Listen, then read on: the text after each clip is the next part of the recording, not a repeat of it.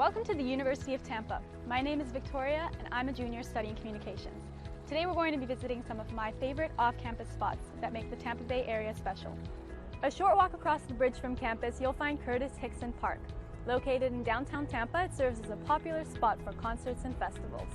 Next door is the Tampa Museum of Art and Glazer Children's Museum. In addition, check out Tampa's Riverwalk, a downtown biking and walking trail that links 5 museums and 7 parks. Just a couple of blocks away is the historic Tampa Theater, a restored movie theater from the 1920s. Tampa's downtown business district, with 18 skyscrapers, is a great place for internships. From here, catch a trolley over to Ybor City, Tampa's historic cigar-making district. Along with lots of restaurants and music venues, Ybor offers a movie theater, museums, shops, and an active nightlife scene. In the mood for some shopping? Take a stroll through Hyde Park Village, an outdoor shopping district with high-end shops and restaurants. For a more traditional experience, International Plaza and West Shore Plaza are both within 4 miles of campus. All shopped out? Nearby you'll find beautiful Bayshore Boulevard, home to the world's longest continuous sidewalk.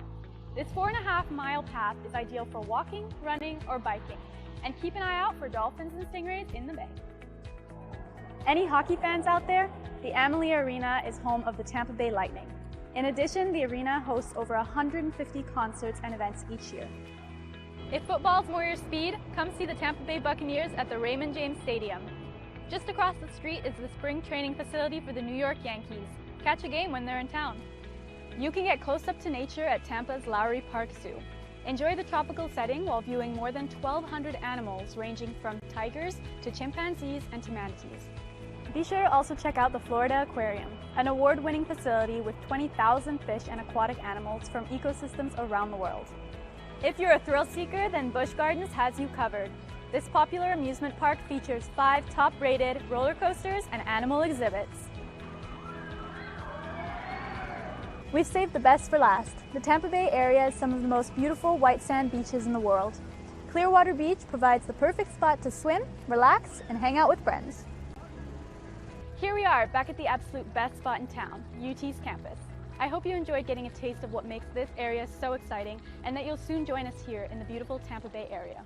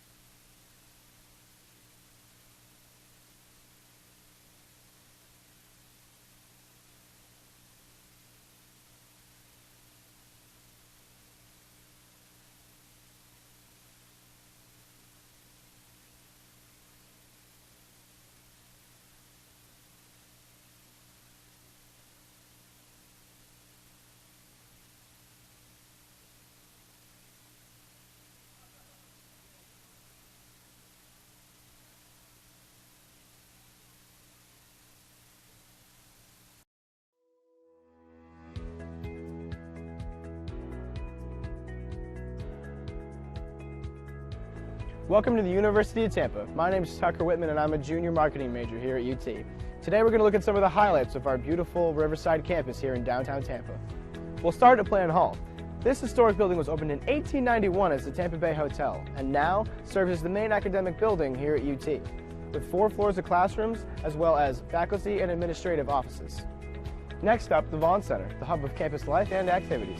This multi-purpose building includes the campus bookstore, our primary cafeteria plus an additional food court, a theater, as well as offices and meeting rooms for student organizations. The Vaughn Center is also one of UT's residence halls, providing 5 floors of student rooms.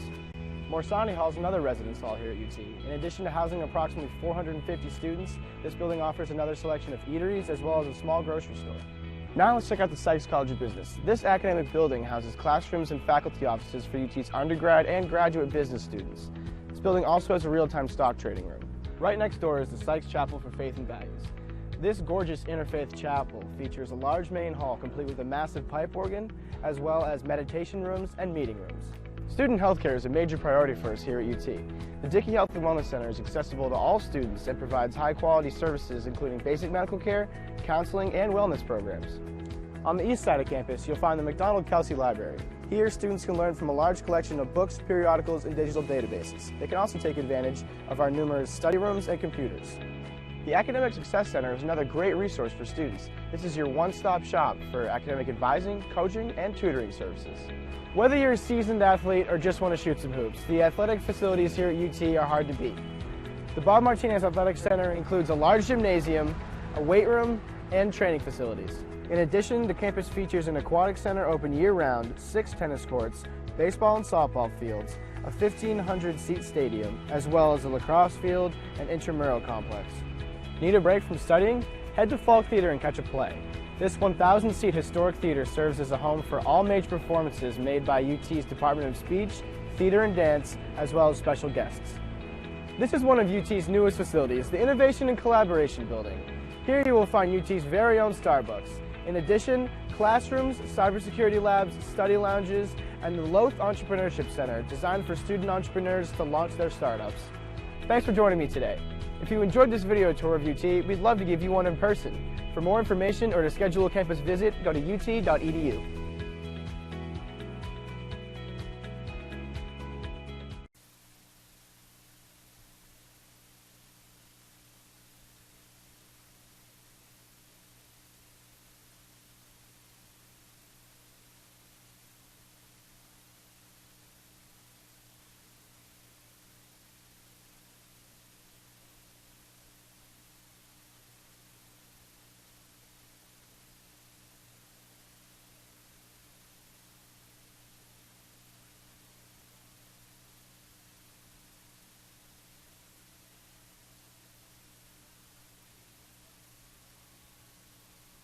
NCAA Division II, community engagement is an initiative at all 25 national championships because student athletes want to give back while competing for a national title. Over the course of the year, Division II student athletes have an opportunity to leave a lasting impression in local communities throughout the country. Whether Division II student athletes are volunteering at hospitals, schools, after-school care programs, foster homes, or retirement villages, they make a difference in the lives of others. In Division II, we rise to the opportunity and make community engagement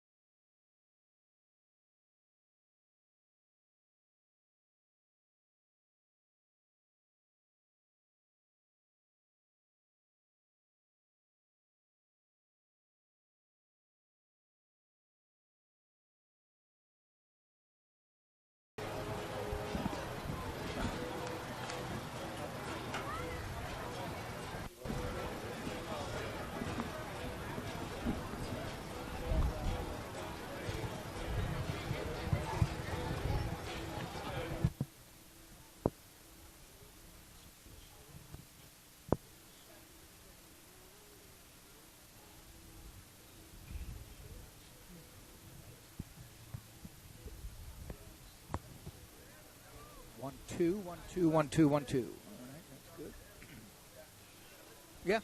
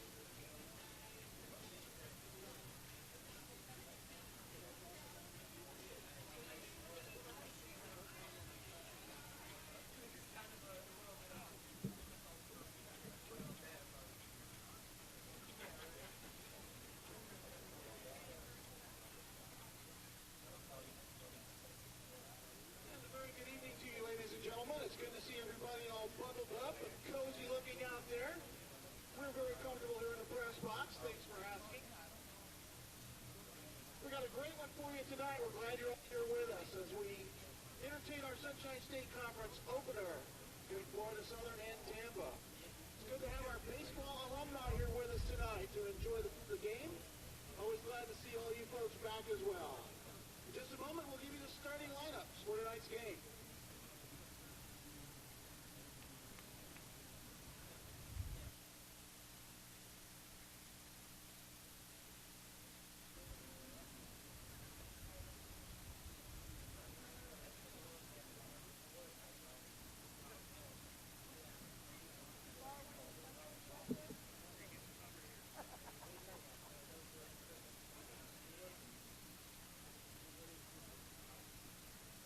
Good evening once again. Welcome to the University of Tampa baseball field. Director of Athletics Larry Marquise and head baseball coach Joe. We'd like to welcome you to tonight's game featuring the 5th-ranked Florida Southern Mocs and the number 7-ranked Tampa Spartans. Now for tonight's lineups, first for the visiting Florida Southern Moccasins. Leading off and playing is number 4, Vaughn Brown. Brown, second base. Batting second and playing shortstop, number 1, Kyler Marquise. Marquise, shortstop. Batting third and playing base is number 33, Jim Teeter. Teeter, first base. Batting fourth and playing base is number 31, Zach Scott. Scott, third base. Batting fifth is the designated hitter, number 32, Zach Dewart. Dewart, the DH. Batting sixth and playing left field is number 42, Alan Burnshead. Burnshead, left field. Batting seventh and playing right field is number 8, Christian Maglich. Maglich, right field. Batting eighth and playing center field is number 3, Tor Shiner. Shiner, center field. Batting ninth is the catcher, number 16, Santino Miozzi. Miozzi, the catcher. Pitching for the Moccasins is number 36. With a record of 3-0, J.J. Negro. Negro is the pitcher. The Mocs enter tonight's game with a record of 8-2. And they're led by their head coach, Mr. Lance Negro. He's assisted by Stephen Crabtree, Nate Striz, Tim Everly, Alec Hammond, Alex Jones, and Dylan Allen. Now the starting lineup for your University of Tampa Spartans. Leading off, playing center field, number 6, Jose Cadenas. Cadenas, center field. Batting second and playing second base, number 2, Drew Earhart. Earhart, second base. Batting third and playing left field, number 5, Nick Durr. Durr, left field. Batting cleanup is the first sacker, number 26, Dan Sullivan. Sullivan, first base. Batting fifth and catching is number 18, Josh Rulai. Rulai is the catcher. Batting sixth is the designated hitter, number 25, Luke McDonald. McDonald, DH. Batting seventh and playing right field is number 14, Sure. Andrew Mills. Can you hear me? Mills, Okay, good. Right field. Batting eighth and playing third base, number 27, Navarrete. Navarrete, third base. And batting ninth is the shortstop, wearing number 20, Christian Flint. And we have a little bit of statistics we can check here. It'll change once the game gets going, but we can change a few things. Once the game gets going, it'll tell you who's on base, what the count is, stuff like that. They're led in their 20th year by their head coach, Mr. Joe Urso. He's assisted by Sam Melatello, Jose Jimenez, Chris Cates, and Mark Johnson.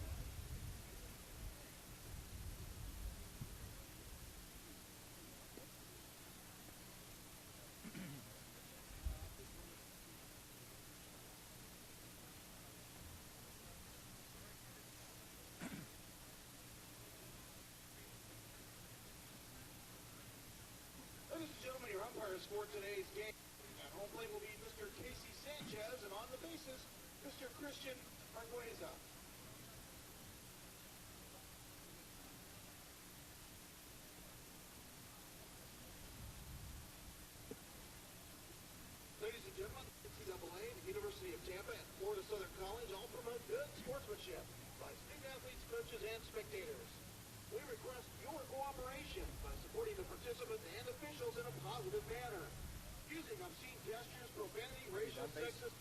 Have you done baseball before? Court officials, opponents, spectators, or administrators Okay. will not be tolerated at our grounds for removal. The use of Okay. artificial noise makers and alcohol products Okay. are not permitted.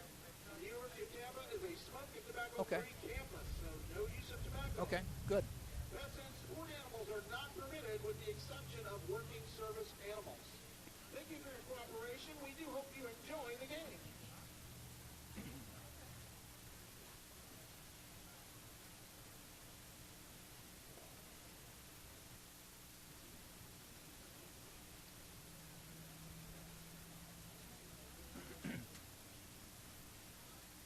So you can hear me, but this one, this thing here, there's a microphone down behind home plate, hiding behind that woman. And then if I turn this up, it's going out. Right now it's just you and me. Until I turn that one, it's not right out there. So never say anything you don't want the world to hear, because you just never know. Yes.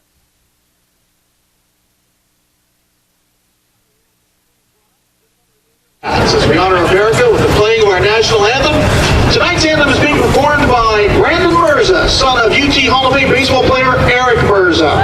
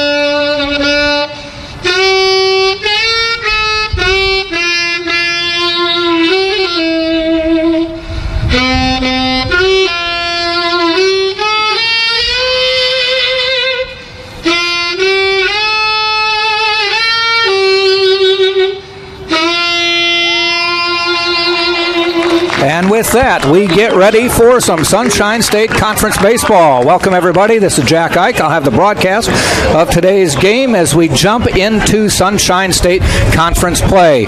And I guess I should say welcome to not so sunny, not so warm Tampa, Florida. 51 degrees, overcast sky, and it is a chilly one here in Tampa today. Has been all day. Strong wind northeast at 15 miles an hour.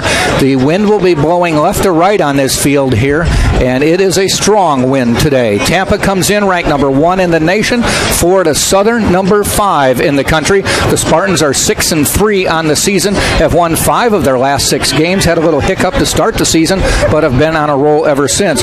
Florida Southern comes in with an 8-2 record, and they have won their last 3 ball games.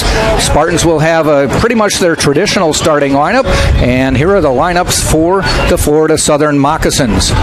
Leading off will be number 5, and that is Dylan Costa. He is a sophomore from Wellington, Florida.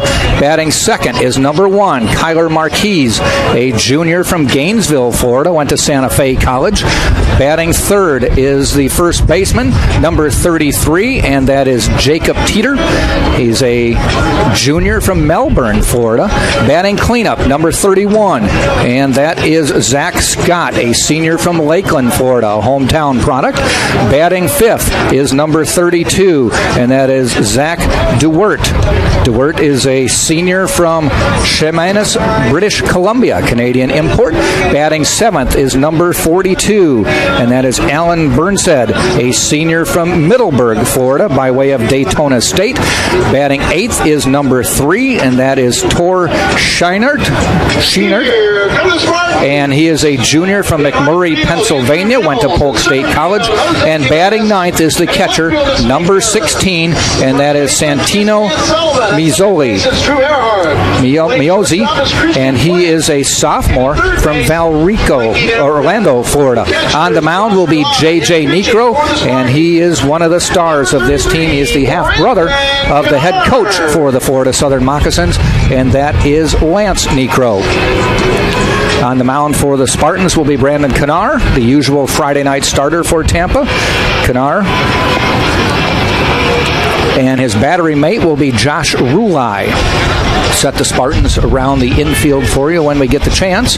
As I said, the Spartans come in 6-3 on the season, 8-2 for the Mocs. A top 5 matchup to start Sunshine State Conference play. Everybody playing today and this weekend. It's a single game tonight, and it will be a doubleheader tomorrow starting at 1. Second game scheduled for 4 o'clock. Busy weekend on the campus of the University of Tampa. Softball going on right now as well. And tomorrow, baseball 1 and 4. Softball will have a doubleheader. And basketball will have the women and the men playing over at the Martinez Center. So a lot going on. Just check out the streaming video, and you can catch all the games if you want on TampaSpartans.tv. Was surprised to see all these schools down here in Florida do have their fair share of stocking caps and gloves and long sleeve sweatshirts and thermal jackets that they break out maybe once or twice a year. Spartans last weekend were on the road where they won 2 of 3 games. That was up against Carson Newman in Jefferson, Tennessee.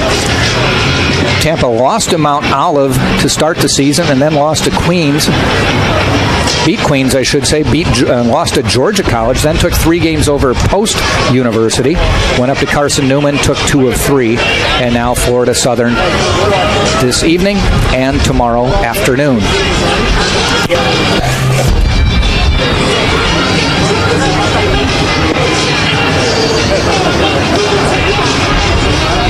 Umpiring today's game will be Casey Sanchez at first base, I should say. Christian Argueza will have the bases.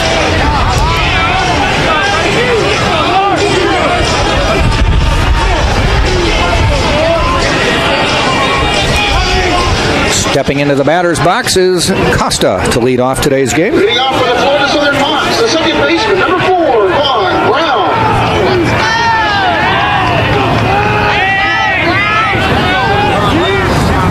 And the first pitch, call strike from Kanar.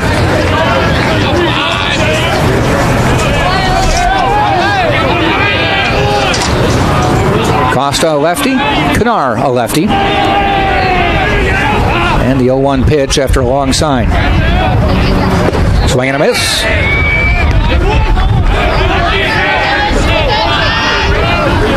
Spartans with Kanar on the mound. Josh Rulai behind the plate. First base is Dan Sullivan, Sunshine State Player of the Week for last weekend. Second base will be Drew Earhard. Third base will be Mikey Navarrete. At shortstop will be Christian Flint. 1-2 pitch on the way. A little bit low in the dirt. Nick Durr is in left field. Center field is Jose Cadena. And in right field is Mills.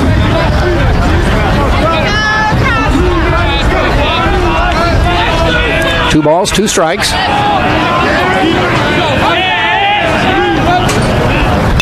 Up the middle, base hit. Just about took Kanar's head off there, and a solid single for Dylan Costa. You look at the Sunshine State Conference, all non-conference games to this point. Everybody's starting conference this weekend. Barry leads the pack in non-conference play at 8-0 on this season. Embry-Riddle and Florida Southern both 8-2. Rollins is at 7-3. The Spartans 6-3. Lynn is 5-1. Eckerd 3-4, along with Palm Beach Atlantic.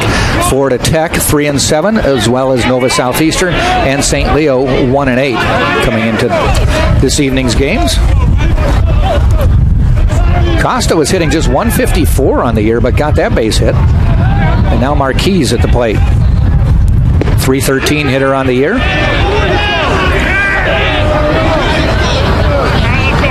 He has 3 home runs. This team has really loved the long ball in their first 10 games. 21 home runs. They've only given up 4. Swing and a miss. 3 pitches. Marquis is done. Bring up Jacob Teeter to the plate. Teeter, 281 on the season, 3 home runs on the year. He's the first baseman. Spent a few minutes talking to his dad before the game. Made the trip over.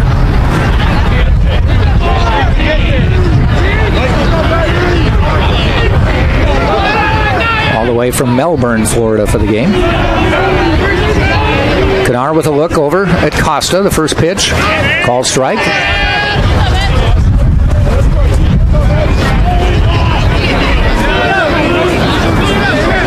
0-1 count, 1 out, top of the first. A little bit high and outside. 1-1. Spartans definitely playing Teeter to pull.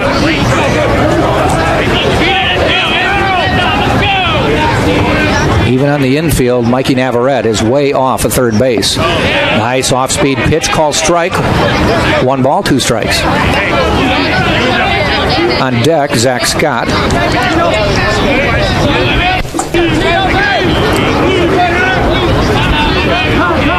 Teeter's got a good eye. 13 walks all year to lead the team, just 7 strikeouts. Also with a couple stolen bases. He's a big kid. He's 6'6", and has a couple stolen bases already. Ball outside.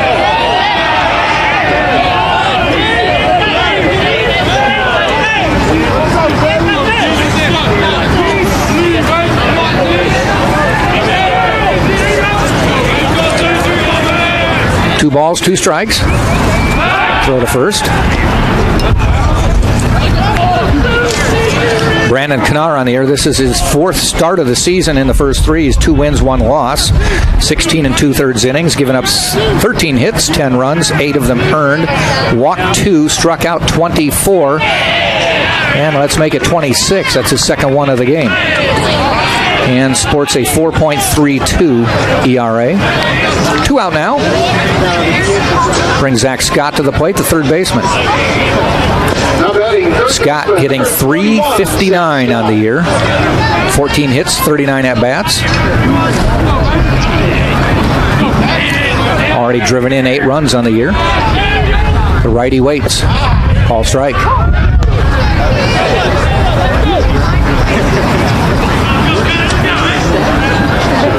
Spartans still playing him to shaded to right field, even though a righty's up. I think that maybe is in respect to the wind.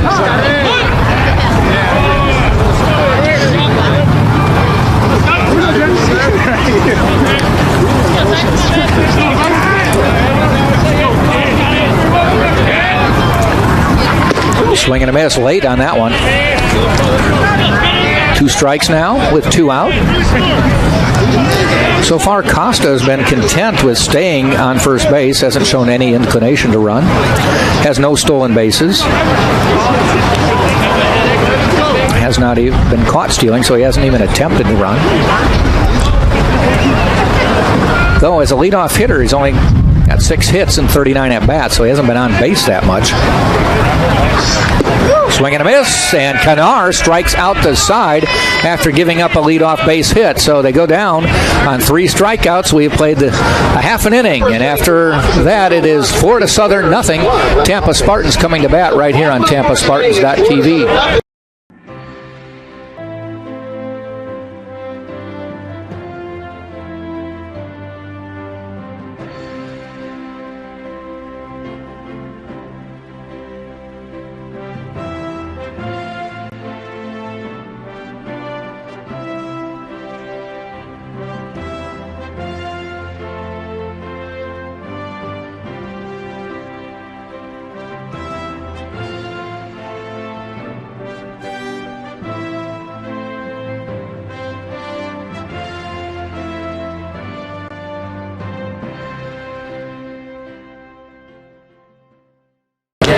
Bottom of the first we go.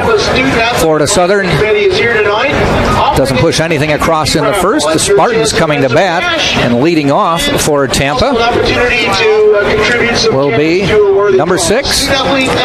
As always, Jose Cadenas, the junior from Tampa, Florida, went to Hillsborough Community College before coming here, batting second, normally the second baseman, and he is again today, and that is Drew Earhart, a junior from Tampa, went to Wharton High School. Batting third, number 5, is Nick Durr, the senior from Lakewood Ranch, Florida, went to Florida State before transferring down here. Batting cleanup is the first baseman, number 26, Dan Sullivan, who's been really hitting the ball well lately, and he is a junior from Palatine, Illinois, went to Oakton Community College outside of Chicago. Batting fifth is the catcher, and that is Josh Rulai. Rulai is a junior, I should say, from Riverview, Florida, went to Pensacola State College. Batting sixth is the DH, number 25, Luke McDonald. McDonald is a sophomore from Staten Island, New York. Will catch half the time, DH half the time. Batting seventh, the right fielder, number 14, Andrew Mills, a junior from Seminole, Florida, went to St. Petersburg College. Batting eighth, the third baseman, number 27, Mikey Navarrete, a senior from Miami, Florida. Batting ninth is the shortstop, Christian Flint, number 20, and he is a senior from Delray Beach, Florida. On the mound is J.J. Necro, and the first pitch, base hit. Cadenas comes up with a hit. Came in hitting .294. That is hit number 11 on the season, and now 35 at-bats. Brings Drew Earhart to the plate. Typically in this situation, Drew Earhart will lay down a bunt to get Cadenas to second base. Earhart coming in with a .286 average. 10 hits, 35 at-bats, a double and a home run.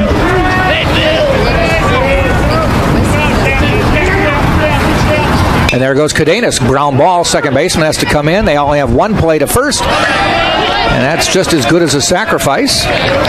Gets the runner into scoring position.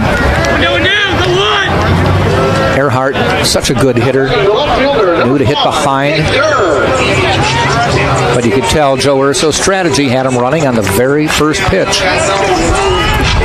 Batting third is number 5, Nick Durr.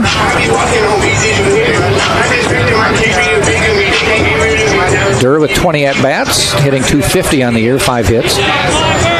J.J. Necro on the year, 3 games started, 3-0 record, pitched 19 innings.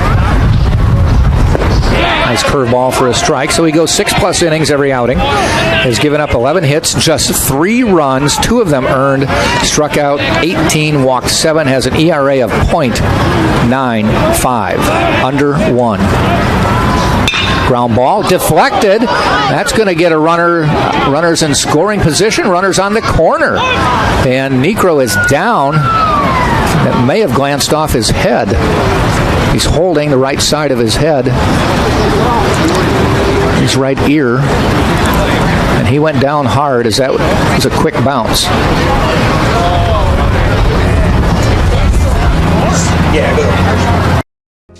I knew that there was an opportunity to have my college paid for if I was good enough to play baseball at that level. That was going to make a big difference in my family. D2 baseball gave me an opportunity to play at a high level and to get an education that's going to be valuable for me throughout the rest of my life. I chose to take my experience of being a student athlete and pursue that within my career and to get a master's degree. If I wouldn't have had a baseball scholarship, there'd be no chance that I'm doing what I'm doing today.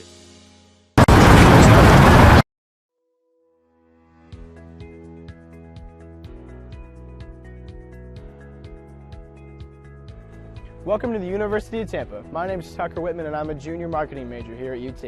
Today we're going to look at some of the highlights of our beautiful Riverside campus here in downtown Tampa. We'll start at Plan Hall. This historic building was opened in 1891 as the Tampa Bay Hotel and now serves as the main academic building here at UT, with 4 floors of classrooms as well as faculty and administrative offices. Next up, the Vaughn Center, the hub of campus life and activities. This multi-purpose building includes the campus bookstore, our primary cafeteria plus an additional food court, a theater, as well as offices and meeting rooms for student organizations. The Vaughn Center is also one of UT's residence halls, providing 5 floors of student rooms.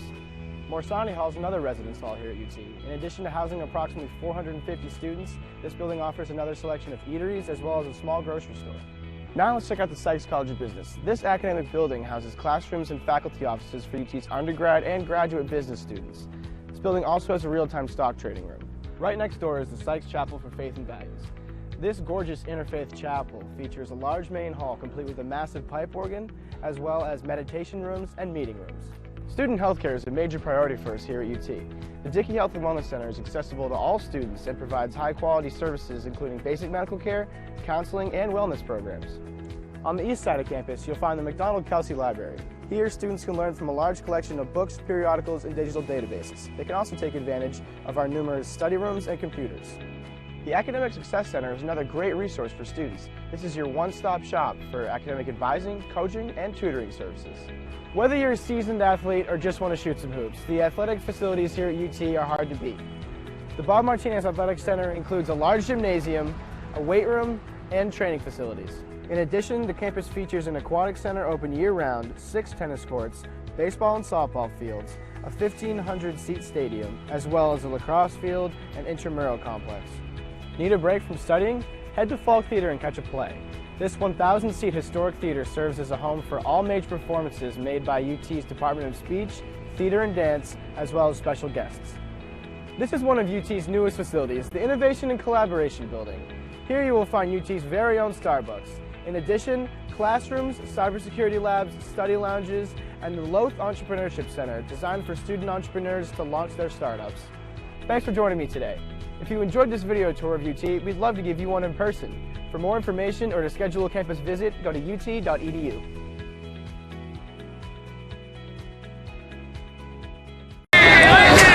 So J.J. Necro is okay. Took a while. He got up to his knees.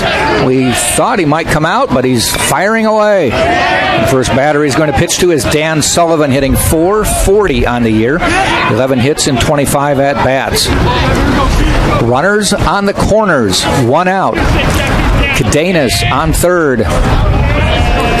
Durr is on first. Durr hit the ball that bounced and then went up and hit Necro. Might have hit him in the shoulder and glanced off his head, but it ricocheted toward third base, and he went down. After a couple minutes, he got back up and is ready to pitch.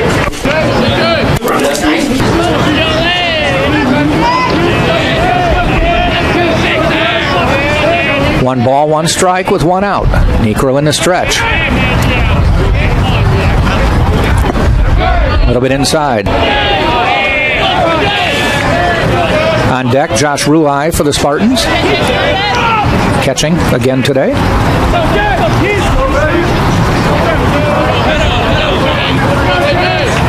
Two balls, one strike.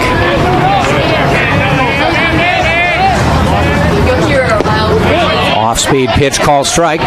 2-2. Well, in the first inning, we saw Costa hit one right up the middle, and it just zinged over Canar's head. So the pitchers heads up so far today. 2-2 pitch coming up. Swing and a miss. Sullivan goes down for the second out of the inning, and it will bring up Josh Rulai. Rulai, a .387 hitter, 12 hits, 31 at-bats, 3 home runs.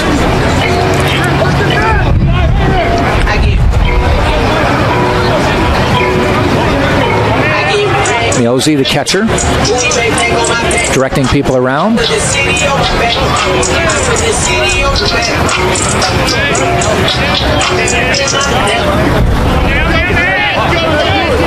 Runner still in the corners.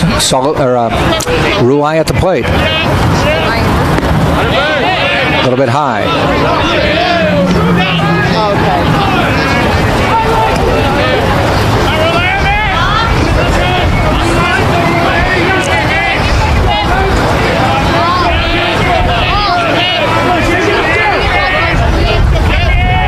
1-0 on the way. A little bit high. 2-0. You can hear the wind in our microphone down behind home plate. As I said, blowing left to right, strong, 15 miles an hour. any ball hit up into the air will be working its way towards center or right field. That one is hit, and it's doing just that. Center fielder Sheart is there, makes the catch, and the Spartans put runners on the corners with one out, do not score. So at the end of one, it is no score, Tampa and Florida Southern on the Sunshine State Digital Network. My path to a college degree would have been completely different had I not run Division II cross country for the University of Mount Olive. Having an athletic and academic scholarship was key for my success. Our coaches were really helpful with balancing out my academics and athletics. I decided to attend graduate school because I wanted to become an athletic director. Receiving the postgraduate scholarship through the NCAA provided me with the flexibility to choose the school that I wanted. So now I know that I can accomplish any goal that I set for myself. And they haven't done it in 2 years now, though. Being a champion takes more than talent, more than the perfect pass, more than using your head. Being a champion takes the spirit to always push harder, the ability to overcome any hurdle, and the fire to be the best. Welcome to Division II, where the pursuit is yours to create. And the question isn't, can you do it? It's, will you?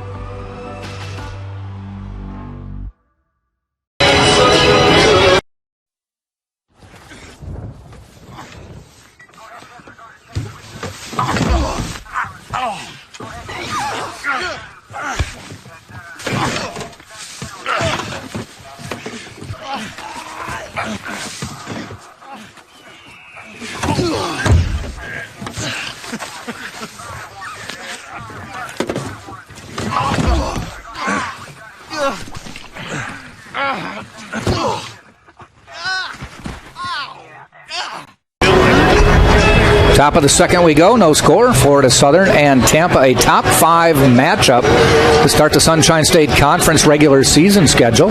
Normally these teams meet late in the season, almost seems like exclusively recently it had been one of the last 2 series of the season.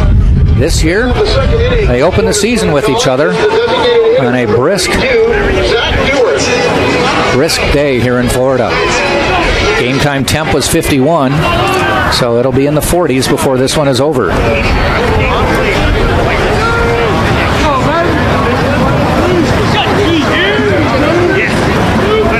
Leading off is Zach Dewart.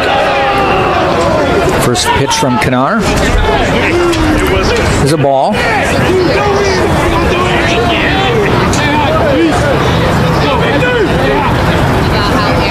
Dewart, a 394 hitter. They're hitting over 300 as a team, 306 on the season. The Spartans had about 288.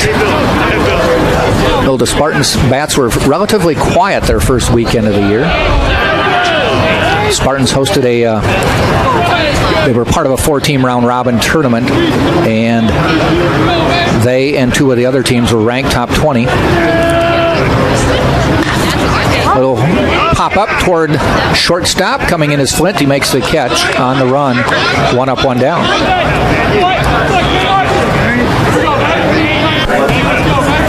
The batter is the left fielder, number 42, Alan Burnside.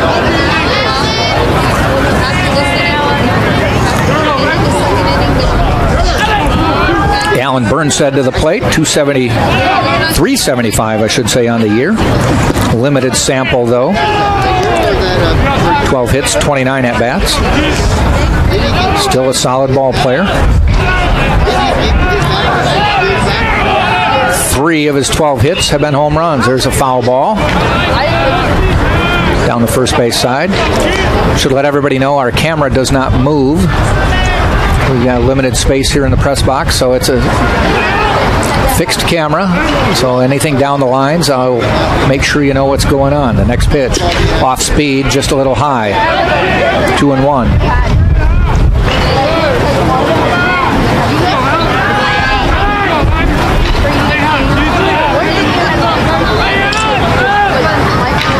Swing and a miss. Evens the count, 2-2.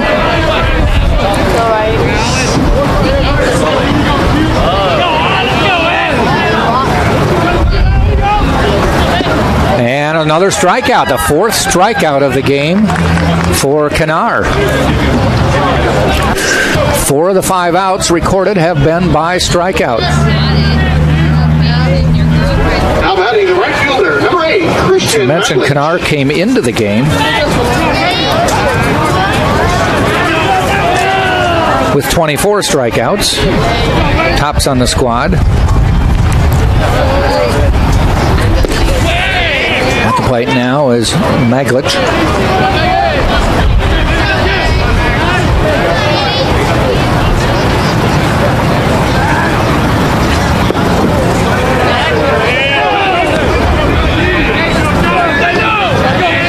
Christian Maglich from Sarasota.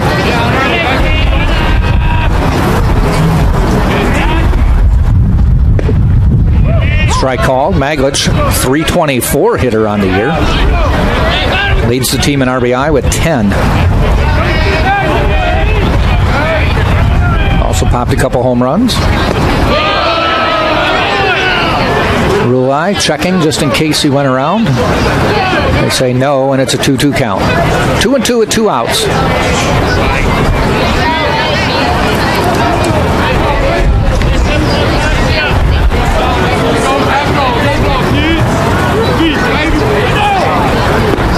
That looked good, and he's done.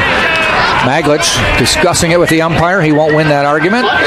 And another strikeout, the 5th of the game for Kennard. No runs, no hits, no errors, nobody left. We played an inning and a half.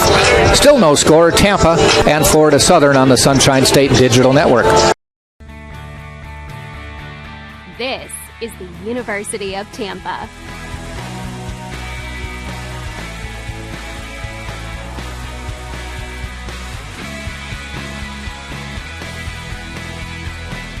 Explore your dreams. Discover your talents. Get ready to invent, innovate, and be a leader. This is the University of Tampa. There are over 480,000 college athletes. Only 2% would go pro. That means over 470,000 will not get a shoe contract. No autographs. No private jets, no fan clubs, no Hall of Fame inductions. Instead, they will walk away with something much more valuable.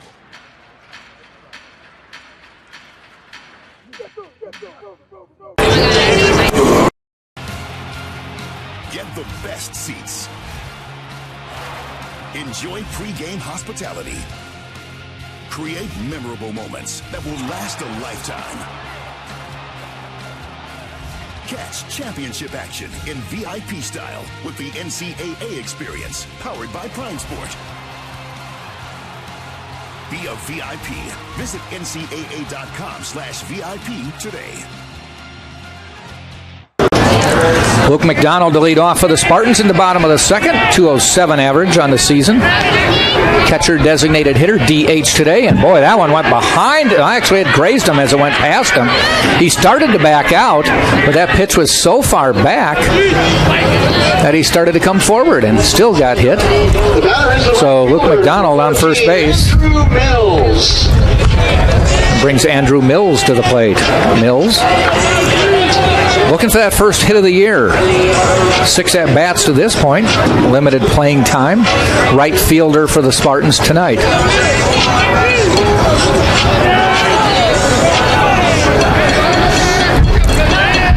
So for the second inning in a row, the Spartans get the leadoff man on base. Mills looks to bunt, throw down to first. But stopped by Teeter and sliding back safely was McDonald.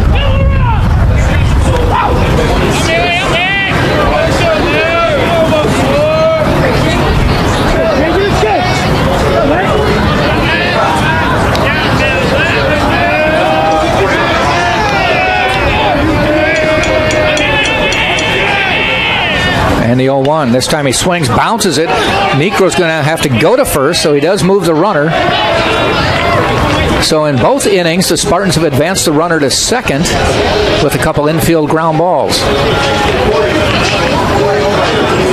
Over the years, I've had the chance to work with a lot of student broadcasters as they look to move on in their broadcast career after college. This is my first chance to work with a high school student. Dylan?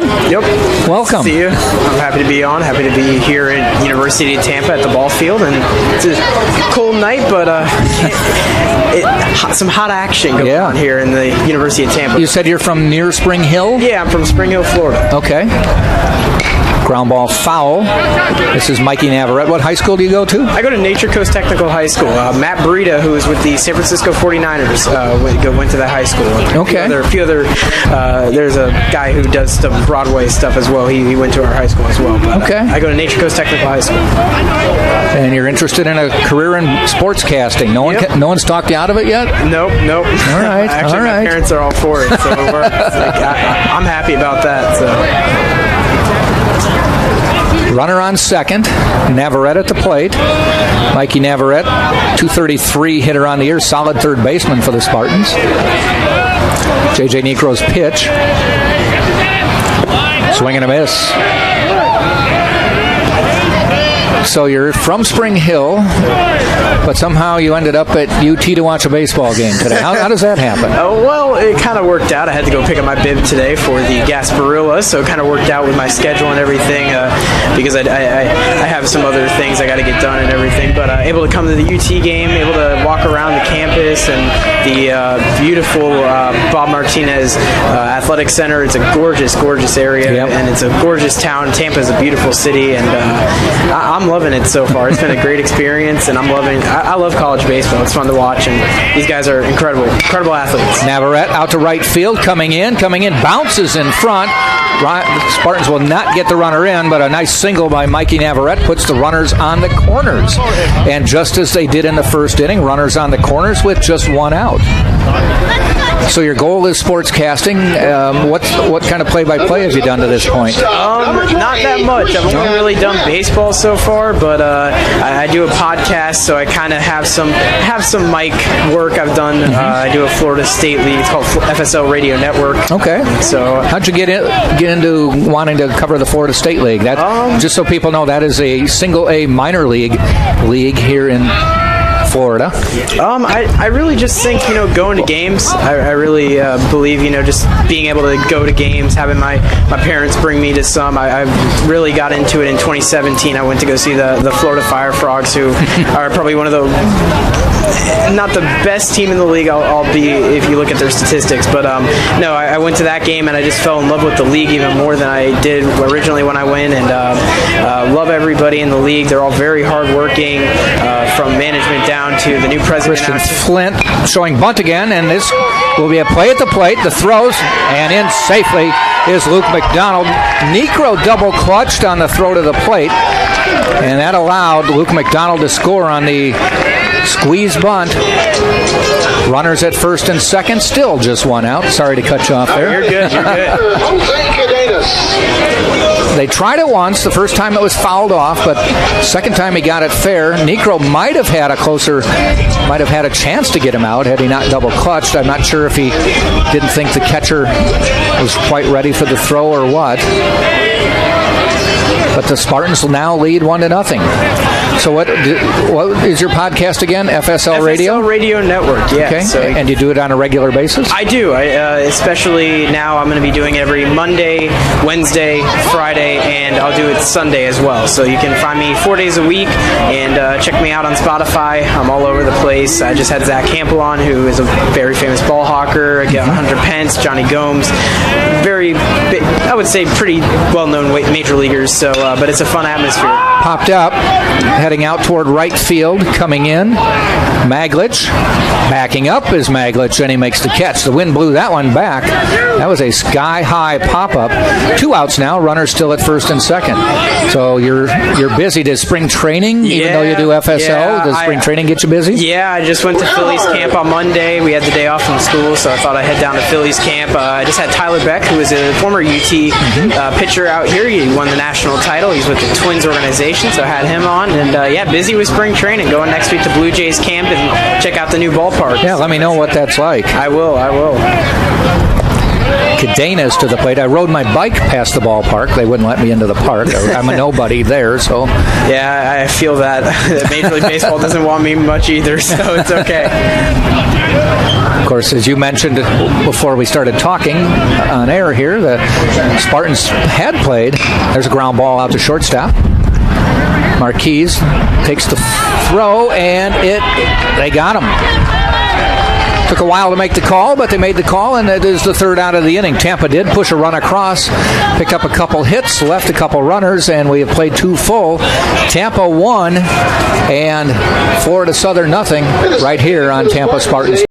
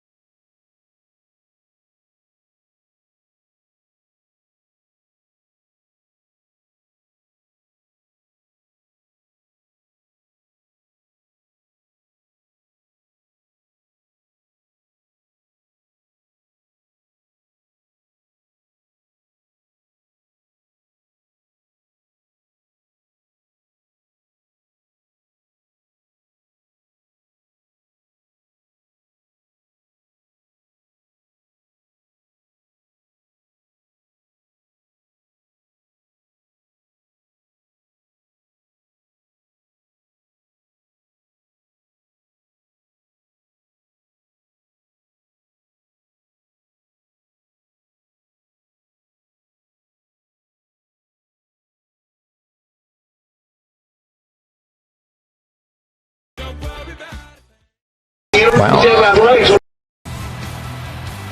Looking for tickets to an upcoming NCAA championship?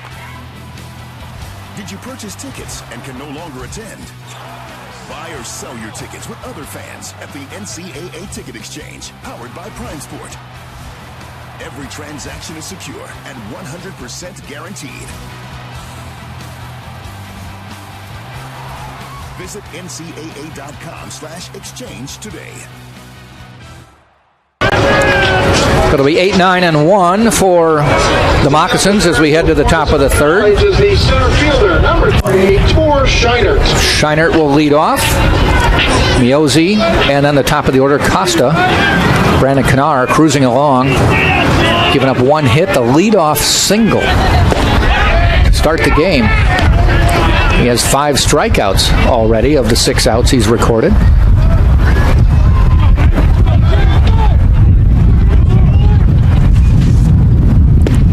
Nice pitch, call strike.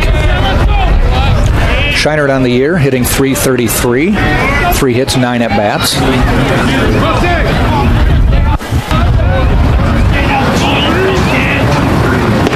And a swing and a miss, and that is strikeout number 6 on the game for Knar.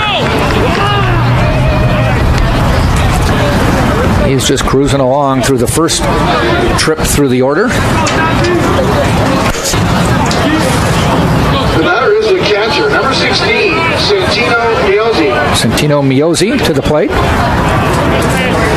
He's a .414 average, 12 hits, 29 at bats on the year. Has hit 1 out. Swing and a miss there. Bring Dylan back in, high school student, wants to be a sportscaster, unless we can try to talk him out of it. I don't think you can. Nobody talked me out of it. Nobody really tried. They let me go at it on my own. Yeah, I don't think they're talking out of it. Well, that was a check swing almost. He didn't give a great effort. Behind 0-2. So your podcast 4 days a week, is it on at a certain time every week? Not really, just kind of whenever I'm able to. Kind of school kind of doesn't help to really posting schedule for time during the day, but okay. I try and get it out in the afternoon or in the late evening, so I try and get it around then. But yeah, 4 days a week, and I love it. It's a fun job to be a part of, and great league to be a part of as well. Yeah, great people. Yep. As you mentioned, the new ballpark in Dunedin where the Blue Jays play. It'll be interesting to see that ballpark. My daughter and I went there 2 years ago to catch a game late in the season when the minor league teams were playing. And we were amazed at how poor the ballpark was. Every seat, we could not find a seat that wasn't cracked. There, the plastic or hard plastic seats. Not one seat wasn't cracked, no matter where you went. The ones that were more in the sun were worse. We're like, they need to do something about this. And they mentioned to us that we got a huge renovation going on. There's a check swing, but the base umpire called him out. Add another strikeout to Kanar. Number 5, Dylan Costa. So not only is it improved in that regard, but they went from, I read, 5,500 seats to 8,000 seats. It's going to be gorgeous. And with the new scoreboard, it's definitely going to be a nice, good thing for the fans who come from Toronto all the way down to Dunedin and watch some baseball for the Blue Jays. It's definitely going to be a nice transition of a poor quality stadium to a very nice and renovated ballpark. It looks very much like GMS Field up the road from here. And I really like the Thresher Stadium. We go watch a bunch of games down there. Yeah, gorgeous field. That's probably my favorite in the Florida State League, honestly. And it's a great field to go watch. Obviously, University of Tampa has had some time there, playing some games. Ground ball. Navarrete has it go through his legs. So Costa is on base for the second time. That'll go down as an error, though. So a 2-out error puts a runner at first.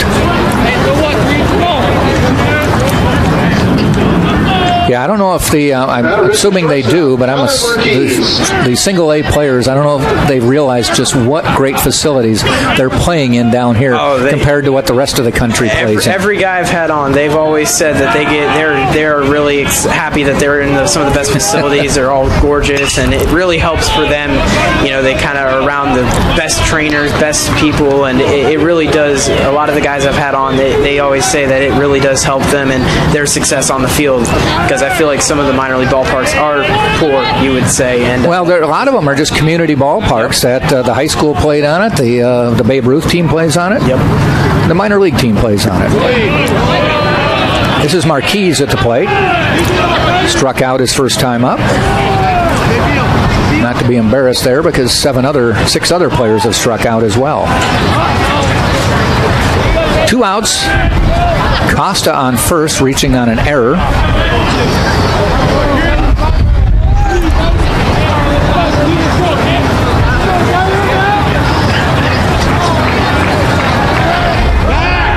Throw to first. That was the B move, just to let him know he's thinking about him.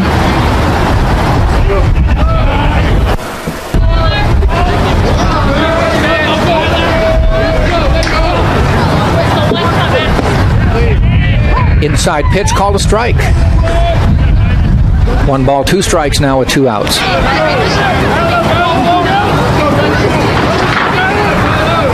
Top of the third, Tampa 1, Florida Southern nothing.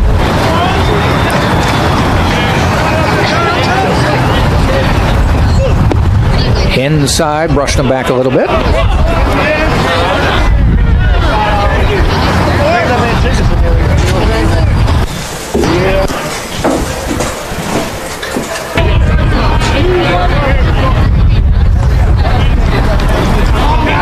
In the stretch, the 1-2 pitch is a throw to first.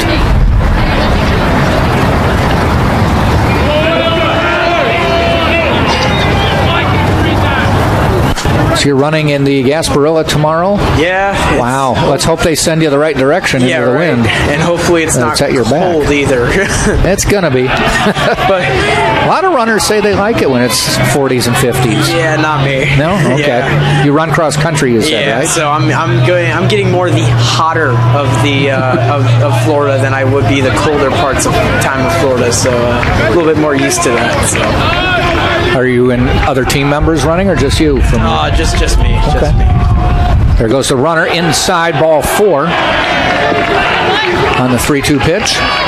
So runners now first and second with 2 outs, and to the plate is Jacob Teeter. Now batting, first baseman Jacob Teeter.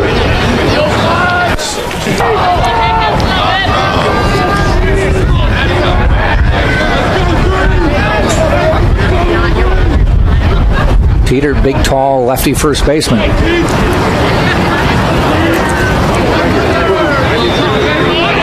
First little predicament for Brandon Kanar today. Ball in the dirt. Nighttime now here in Tampa.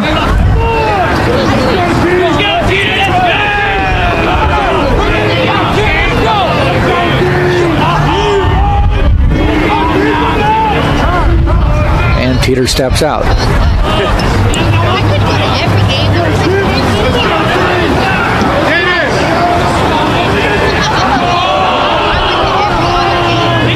It's also a baseball alumni day today. They picked the coldest day of the year to bring the alums back. That one's ripped down the line. If it stays fair, that'll bring in a run. It is. Runners were moving. That may bring in two. No, Lance Necro holds up the runner at third. Marquis stays, but scoring is Costa, and it's now a 1-1 ball game. Teeter really got on that one and sent her down the line. Bounced in front of Andrew Mills.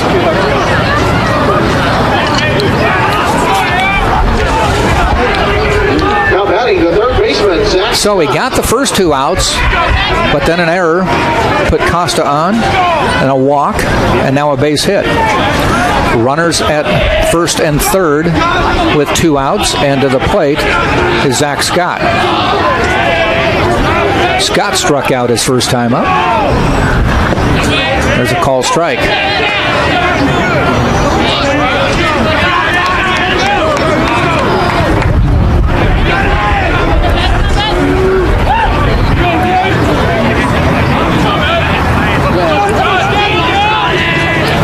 Calls time. So what do you think of Steinbrenner Field? That's a nice ballpark too. Yeah, it's a nice ballpark. Security though is a little tough there. I would say that they're very strict and stuff. Obviously the Yankees being a 27-time World Series championship organization, it's a tough place, but it's a beautiful ballpark. Yeah, it is. They've done a great job because it used to kind of be like Dunedin, no outfield at all, and really they've really kind of renovated. It's going to be a lot like Dunedin actually now the way their setup is, and it's a great facility, it really is, and I'm excited to see what ground Dunedin ball looks like. Foul. 1 ball, 1 strike. 1 ball, 2 strikes, I should say, with 2 outs. Have you hit any other parks not in the Tampa area?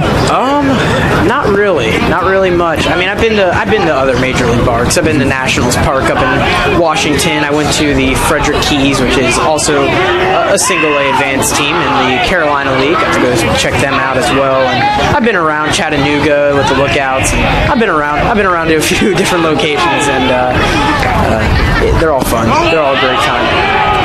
Ball a little bit low, 2-2. I'll have to say, though, Nationals Park, probably my favorite major league park. It's gorgeous. Gorgeous facility, gorgeous area. It's really a really nice area. 2-2 pitch. In the dirt, full count. Runners on first and third, another full count. Runner on first, Teeter will be off and running on the pitch. Runner on third, Marquis, will hold, stay close, waiting for the outcome.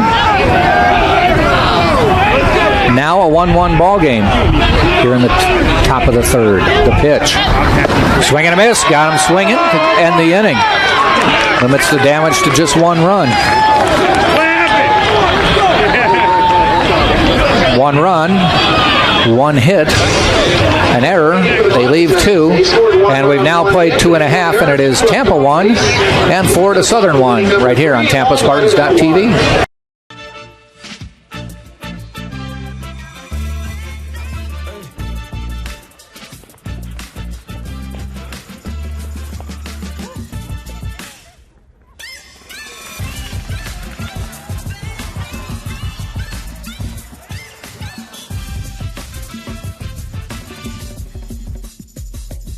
If you have the talent and dedication to succeed in school and in sports, we'll provide the opportunity.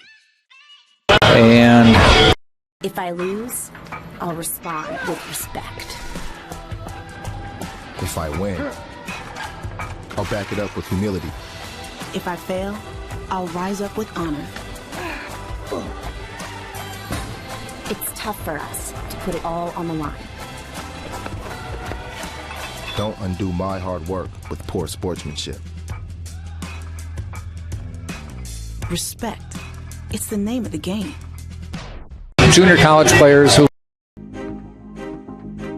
Before the house, before the office, the late nights and new bosses. Before the last hugs, the wins and the losses. Before building the team, before building yourself. The rise and grinds, all day, every days. Before the letter, before the dream, there was a kid who loved to play. If you have the talent and dedication to succeed in school and in sports, we'll provide the opportunity.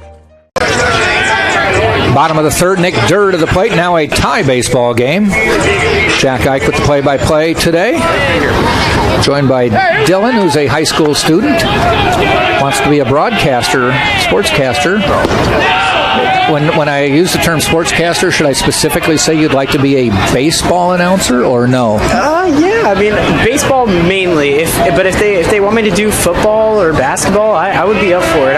Honestly, I don't care what I do. And who is they? ESPN? Whoever, honestly. I want to get a job in the industry. I just want to be a part of it and be around the sport and just be at a baseball stadium like we are today. So. Well, you're doing the right thing, being seen at the minor league ballparks, make some connections. Yeah, I made a lot of connections with their media guys and president of the league. It's a great league to be a part of. It really is. And if anybody hasn't never been there, I would definitely go check it out. Very, very good and nice and cheap too. So. Yeah, it is. They're way ahead of that one. Like I said, my daughter and I will go see some Threshers games, and you can get into those games for $6. They do a Tuesday taco night. $1 Tuesday, actually. They $1 tickets. Yeah. Actually, it's insane. Durr fouls it off. And if you're a regular fan, you don't know how they make any money, but they do. They do. They find ways to get fans in. And actually, Clearwater last year was one of the highest, I think, in attendance last year in the league. They were one of the best. They broke some record even into it for their franchise. It was incredible.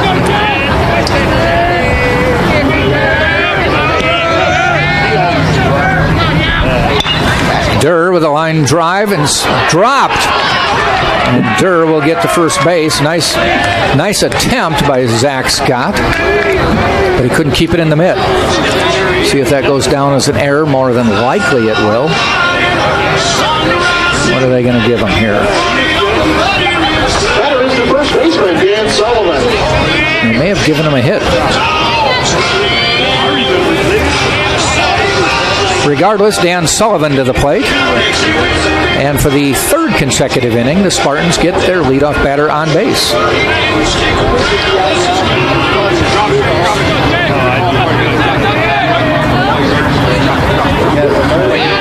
Sullivan struck out his first time up. Swings and misses there.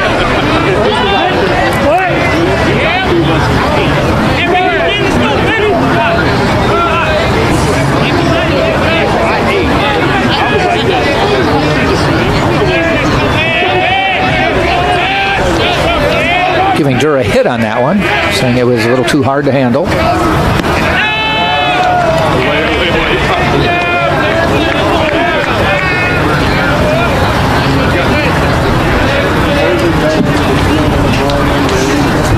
Pretty much straight away here for Sullivan. Not real deep, though he's got some power. Swing and a miss, went up to get that one and didn't connect.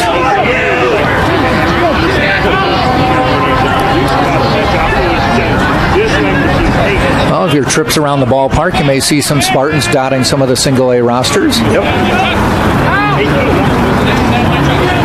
A couple of them sitting in AAA right now we're keeping our eye on. Laz Rivera, one of them. There's a ground ball out to second. Stop. They get one. The relay, they're not going to get the relay, but a nice job by Costa, second baseman, to get that one going to his left. He was able to pivot and get the force out. The batter is the catcher, Josh Rulai. So they got the lead runner and one out now. Runner on first. Josh Rulai to the plate. So a fielder's choice for Sullivan.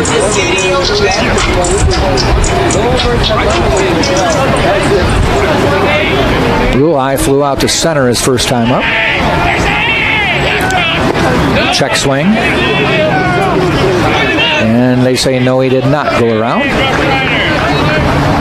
1-1, Tampa, Florida Southern. Spartans scoring in the second. Florida Southern with the equalizer in the third.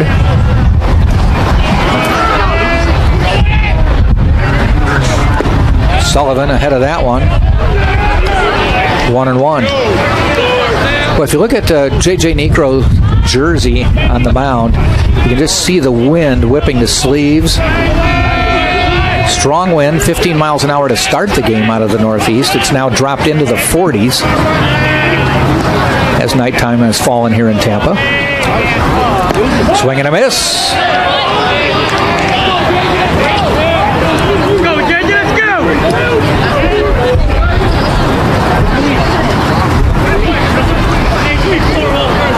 Necro, one of the top pitchers in the Sunshine State Conference a year ago. Starting this year like he wants to keep that title. 1-2 pitch. Fouled off.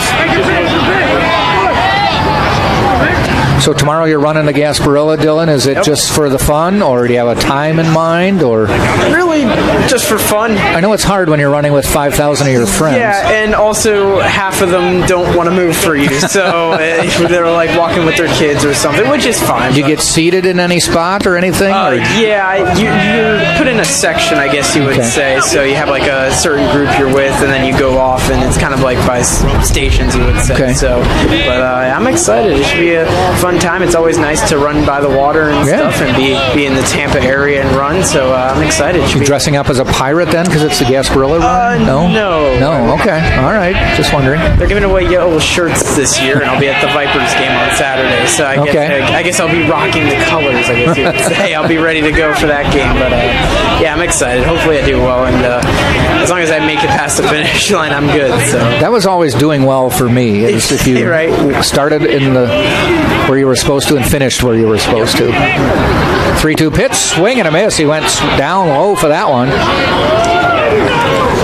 Actually was dropped, but with a runner on first, no throw necessary. 2 outs now. And Luke McDonald to the plate. Luke saw one pitch his first at bat, and it hit him.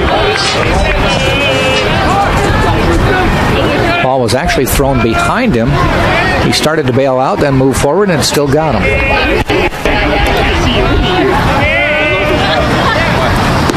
Ball high.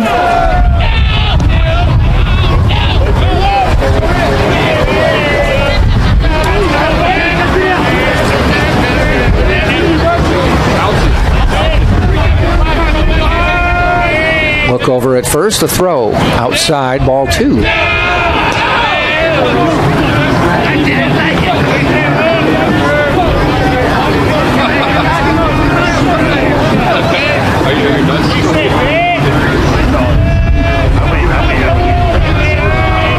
And the pitch. Ball 3. I checked the swing. He did not go around. Dylan, I don't know if you stay up on some of the chatter of, I think it's one of the summer leagues they're talking about, maybe one of the minor leagues, that instead of having the coach in the dugout relay a sign to the catcher who then relays a sign to the pitcher, there's a 3-0 pitch called strike. There's some talk about having the pitcher will also have a wristband with the signs on it, and they'll just both look and get the sign from the dugout. And they're doing that to save some time, speed the game along. I like it. I think it would be a nice change of pace. I mean, obviously, I know there's one ripped out into left, coming down to his knees and make the catch is Burnshead, and that ends the inning. But a solid line drive by Luke McDonald, all for naught, as the inning is over. No runs, no hits, no errors, and the Spartans leave 1. We have played 3 full, and it is 1-1, Tampa and Florida Southern. These are your teams, your players, your community of fans. This is where they play, where they practice, where you cheer. At every meet, every event, every game. Your community is passionate, dedicated, supportive. You know the tension of a close game and the thrill of the win. So while you're cheering, keep an eye out for anything out of the ordinary. If you see something suspicious, say something to local authorities. NCAA Teamworks is how the NCAA, member schools, student athletes, and corporate champions and partners actively engage in outreach efforts where national championships are played. Through initiatives such as NCAA Community 101 service learning projects, disaster relief efforts, youth clinics, backpack and school supply donations, and support of the Special Olympics and the Make-A-Wish Foundation, the NCAA and its partners work together to leave a lasting legacy in the community. For more information on NCAA Teamworks, go to ncaa.com/. Their management is horrible. NCAA Division II, community engagement is an initiative at all 25 national championships because student athletes want to give back while competing for a national title. Over the course of the year, Division II student athletes have an opportunity to leave a lasting impression in local communities throughout the country. Whether Division II student athletes are volunteering at hospitals, schools, after-school care programs, foster homes, or retirement villages, they make a difference in the lives of others. In Division II, we rise to the opportunity and make community engagement. We go to the fourth, a 1-1 baseball game. In the fourth inning for Florida Southern, the batter is a designated hitter, Zach Ewart. Stewart to the plate. Dewart, I should say, to the plate. Flew out his first time up, pops one foul off the screen behind us. Got to imagine the major leaguers are like, wait a minute, spring training? Yep. What's this weather? What's going on here? Yeah, this must have been a rough one, especially they do all their spring training in the morning. It must be pretty rough because it was really nice. It was actually pretty hot on Monday when they reported, and this is definitely probably not what they expected. Well, unless you're up north. A lot of the northern teams come down, so if you're up north, I guess that's good. Yeah, but you expect to come down here for the warm weather. Yeah. Another strikeout for Kanar. Not sure what the forecast is for the near future. Yes, what is it? Grapefruit League action started tomorrow. Well, they're saying 68 tomorrow on my weather app, 75 by Sunday, 58 by next weekend. So still February, so it's winter. Burnshead to the plate. And strike two call. Your typical Florida weather, I guess you would say. Yep.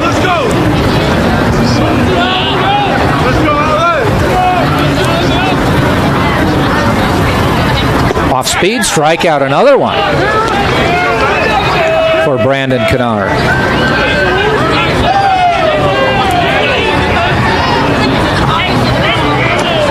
That is strikeout number 10. So I think that means pizza time for everybody. Yeah, pizza coupons.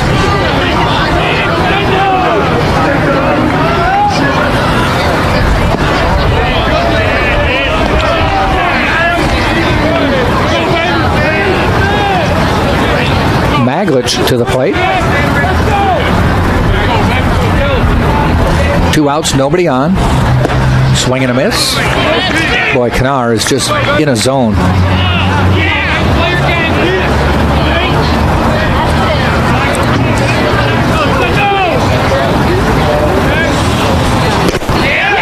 And a little bit outside, he went after it anyway. Strike two, 1 ball, 2 strikes.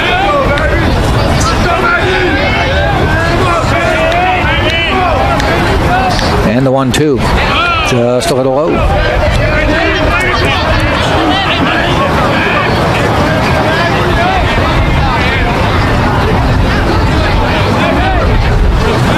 Two. Call, strike 3, and Maglich stepped out of the box like he was going to get set for the 3-2 pitch. Has a few words for the umpire. Doesn't matter. Another strikeout. 11 strikeouts for Kanar. And after 3.5, still a 1-1 ball game, Tampa and Florida Southern.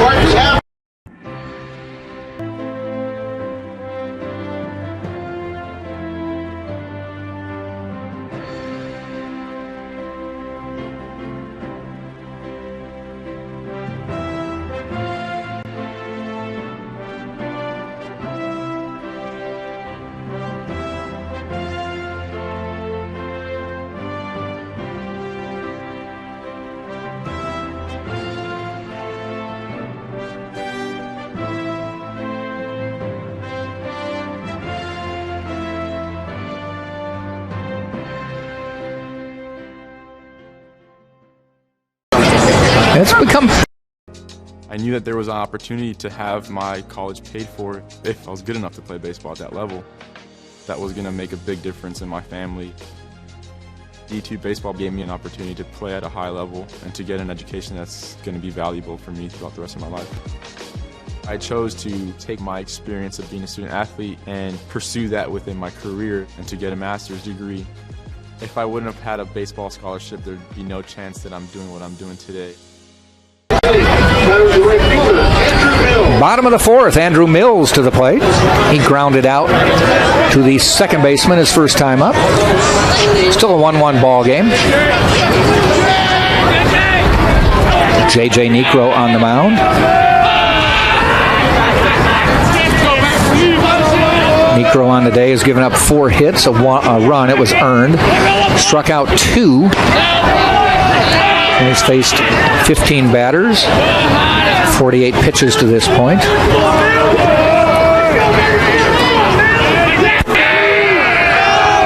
Then you look at Brandon Canar, who has struck out 11 in 4 innings. So 12 outs, 11 of them by strikeout. The only one that wasn't was a little blooper that the shortstop caught running in between second base and the pitcher's mound. Though they did put together a run in the top of the third off an error, a walk and a base hit.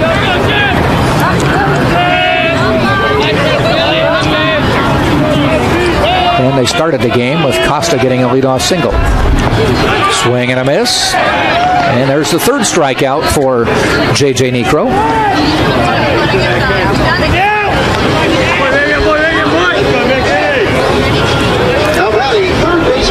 And it brings Mikey Navarrete to the plate. Mikey going with the hooded sweatshirt. Well, he doesn't have the hood up. Mikey with a base hit. His first time up, looks at a ball.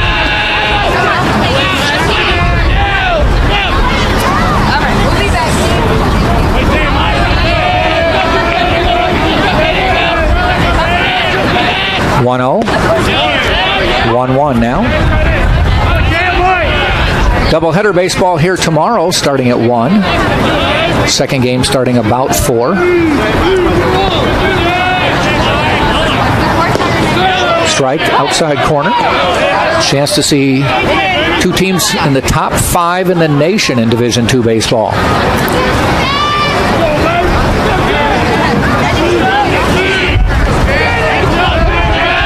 One-two pitch. Navarrete lets it go, and it's a ball. 2-2.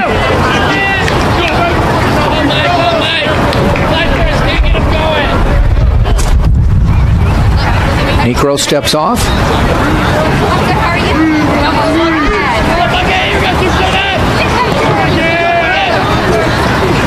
Ground ball heading out to second.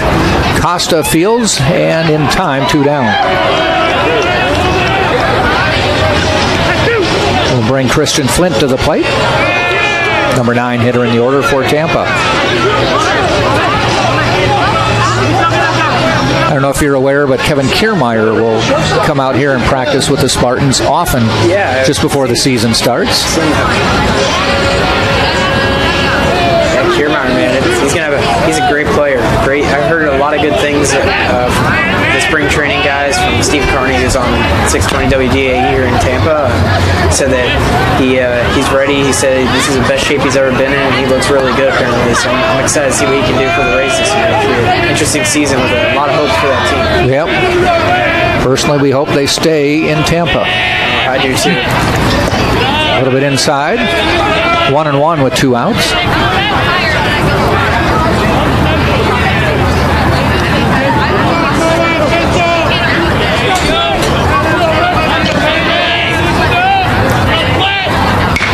Fouled off. 1-2 now.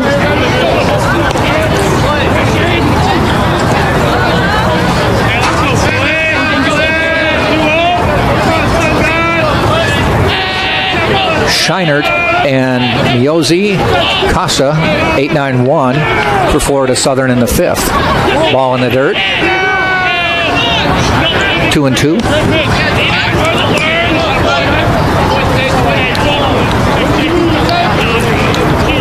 Both pitchers pitching extremely well. Necro, though, back in the first, took a ground ball that bounced up and hit him in the head. There's one hit out into right field. If it stays fair, it will not. That would have been trouble. But a pretty strong breeze blowing it foul. Necro was down for a couple minutes, face down, and got up to his knees and said, "Give me the ball." 2-2 with 2 outs. Fouled off.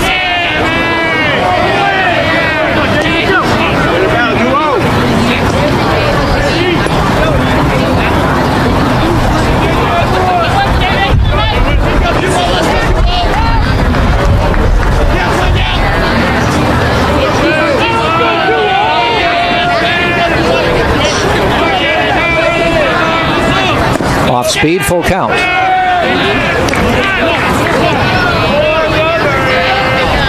Flint got on with a fielder's choice his first time up. Actually got credit for an RBI. The lone run the Spartans have at this point. It was a sacrifice bunt, basically. Ground ball gets past Necro and bobbled by Costa, and Flint is on first base. That'll be an error.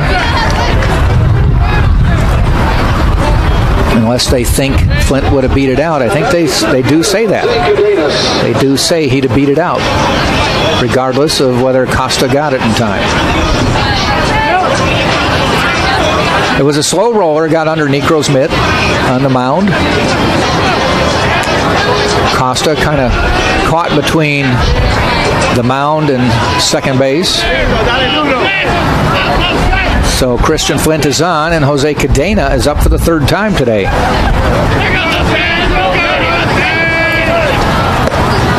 That's a ball high.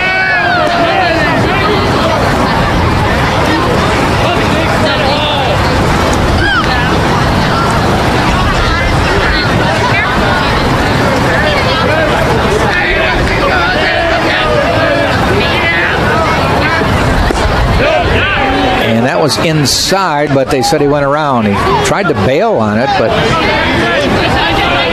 kind of a swing at it as he was trying to bail out, and they said he went around. 1-1.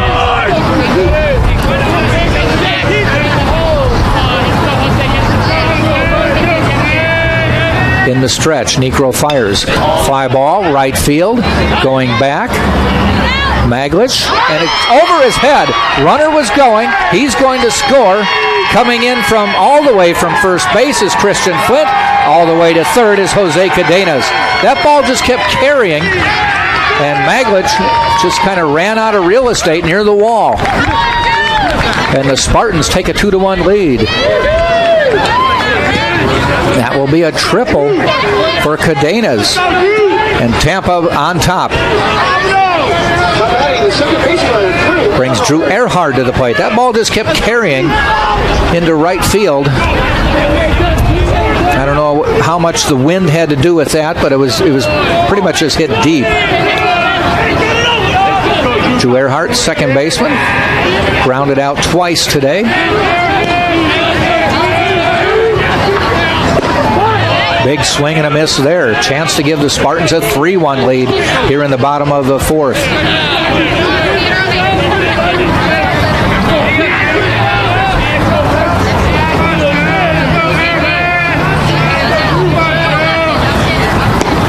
Ball outside.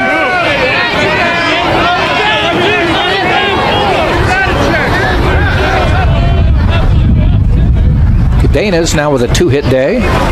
Singled in the first, tripling here in the fourth. Earhart singles, and Cadena scores. 3-1. Tampa takes a 2-run lead.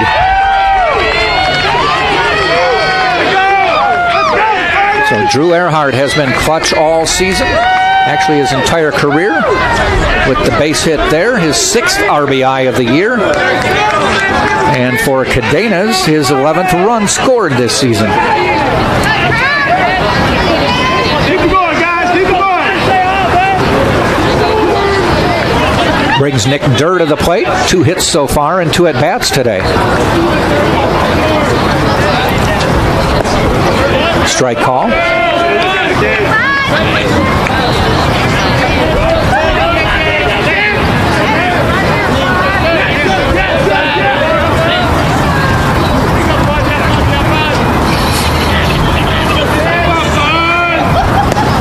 Ball a little bit low. 1-1. On deck, Dan Sullivan.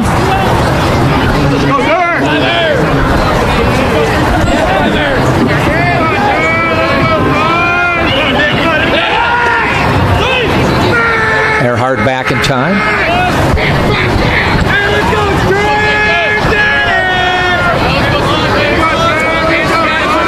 That was hit number 7 for Tampa today. Call strike inside corner. Durr now behind, 1 ball, 2 strikes with 2 outs.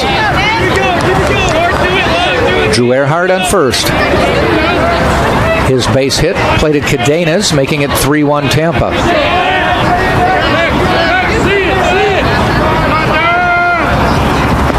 That one gets away. And Miozzi has to pick it up at the backstop, and Earhart scampers to second. Now in scoring position for Durr. So if he can put together a 3-hit day, the Spartans may get another run.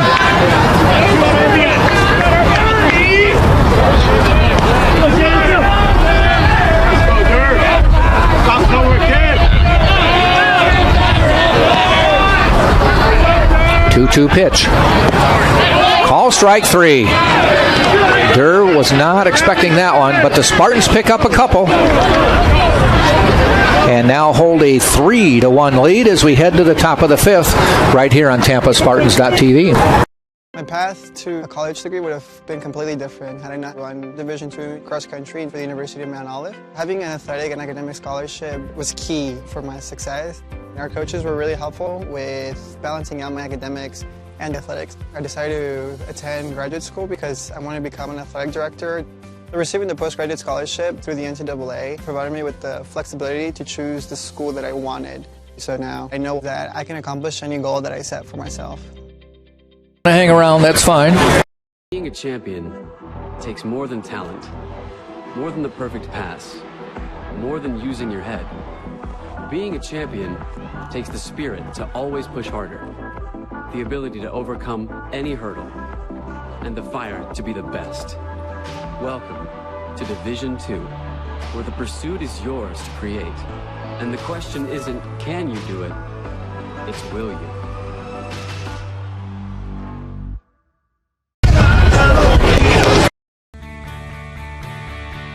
This is the University of Tampa.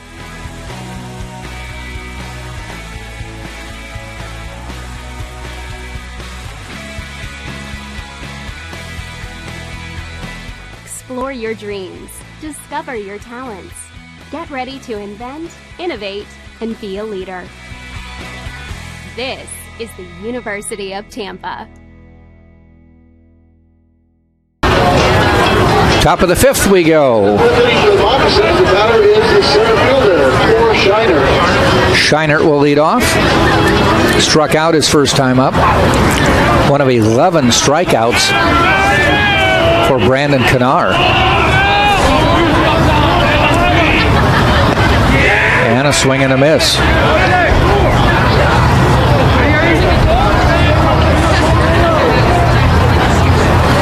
Knar, of the 12 outs Florida Southern has made today, 11 have been strikeouts. And he's ahead 0-2 on Scheinert.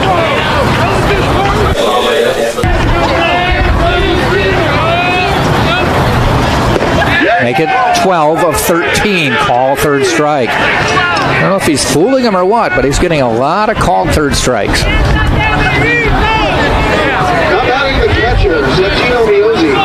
Miozzi to the plate.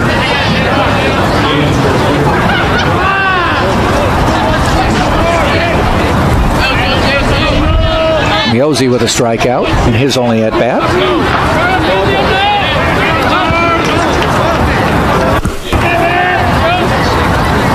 Swing and a miss. Joe Urso says Kennard throws high 80s, low 90s. Has a lot of pop on the ball today. Strike call, and he's just not wasting pitches. Has one walk, one batter reached by error. Eventually came around to score.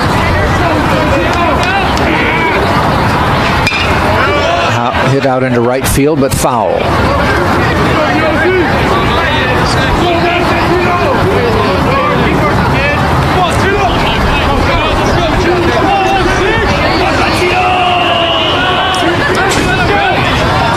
0-2 in the dirt, 1-2.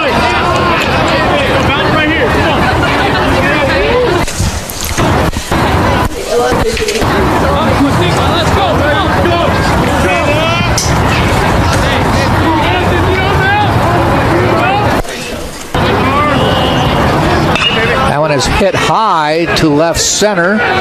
Cadena's coming in. Flint, the shortstop, makes the catch. Backpedaling out into left center field.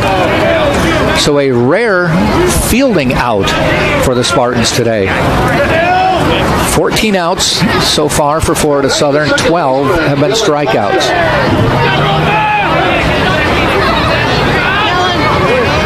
Kennard started 3 games for the Spartans, 16 2/3 innings, so just under 6 innings per game.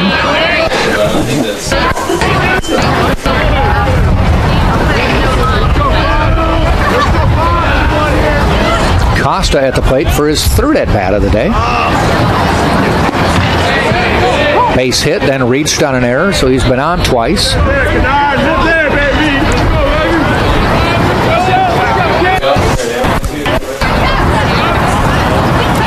Swing and a miss.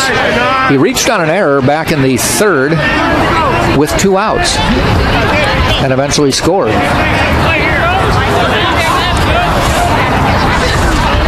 Ball bounces inside. 2-2.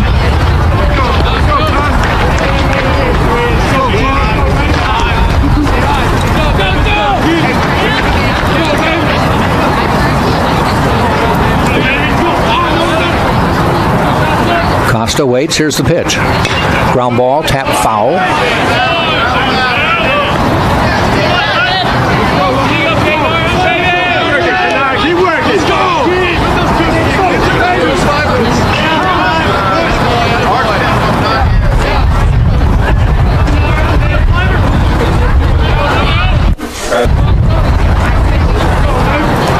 And the 2-2 again from Kennard. Swing and a miss. Got that 13th strikeout of the game. 15 outs so far for Florida Southern. 13 by strikeout. They have 2 hits and a run, but we've now played 4.5. Still 3-1 Tampa on top of Florida Southern.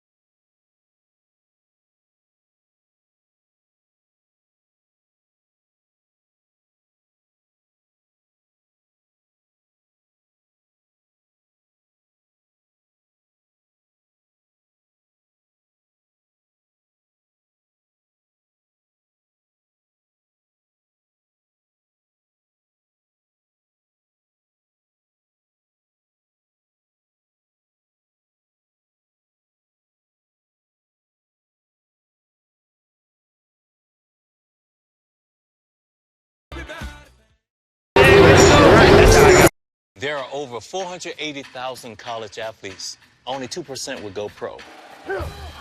That means over 470,000 will not get a shoe contract. No autographs. No private jets. No fan clubs. No Hall of Fame inductions. Instead, they will walk away with something much more valuable.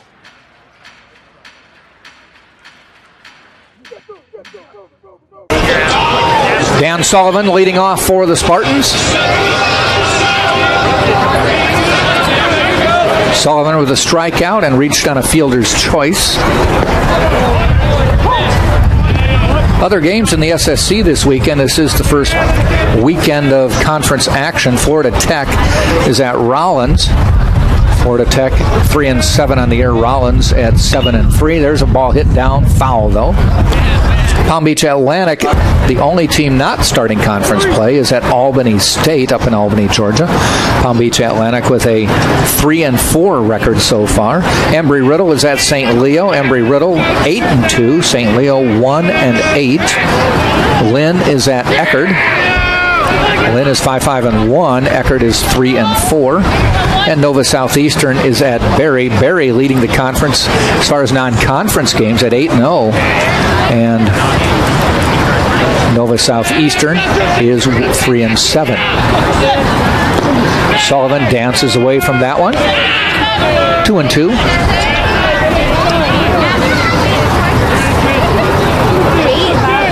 Bunch of doubleheaders tomorrow. Embry-Riddle and St. Leo, Lynn and Eckerd. Florida Southern here at Tampa. Ground ball, foul again. Lynn and Eckerd is a doubleheader. Embry-Riddle, St. Leo a doubleheader, and Florida Southern and Tampa a doubleheader. Nova Southeastern and Berry and Florida Tech and Rollins will play on Sunday. They have single games tomorrow and will wrap up their series on Sunday. 2-2 pitch to Sullivan, hit down the left field line this time, but bounces foul into the Tampa Spartan bullpen.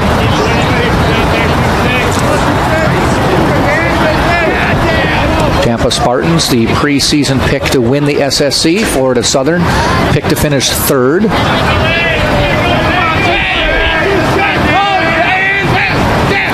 Swing and a miss. Sullivan goes down.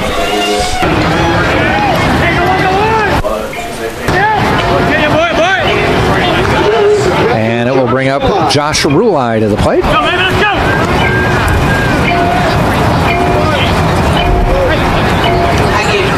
Strikeout number 5 for J.J. Necro. Hasn't walked anybody. Rulai, a fly out and a strikeout. And behind 0-1.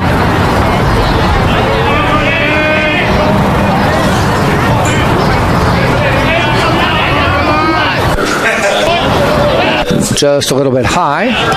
1-1 now.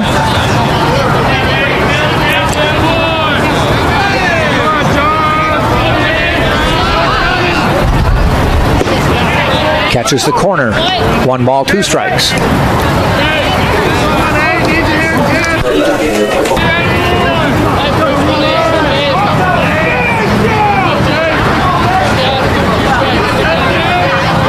And the pitch in the dirt. 2-2. Even though nobody on base, Necro worked out of the stretch.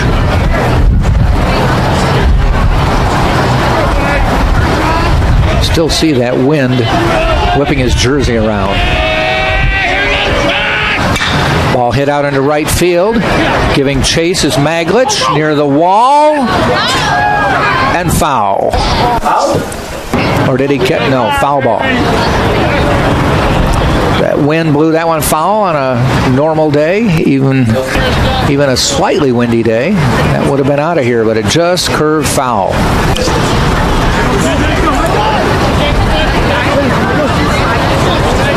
So it's 2-2 with 1 out.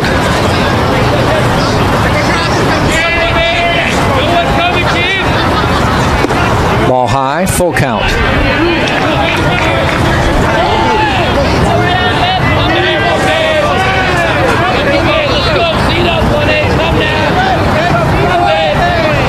Payoff pitch. Low, ball 4, and Rulai gets the trot down to first.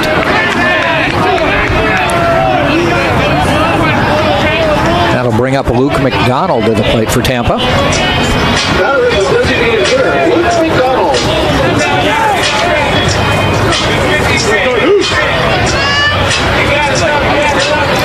Spartans Spartans will play Eckerd this week on Tuesday night in a non-conference game in St. Petersburg. They don't play Eckerd until the end of the season for the 3 conference games, but just to fill out the schedule, a non-conference game. First pitch is a ball to McDonald. Next weekend, the Spartans will host Florida Tech Friday night and a doubleheader Saturday.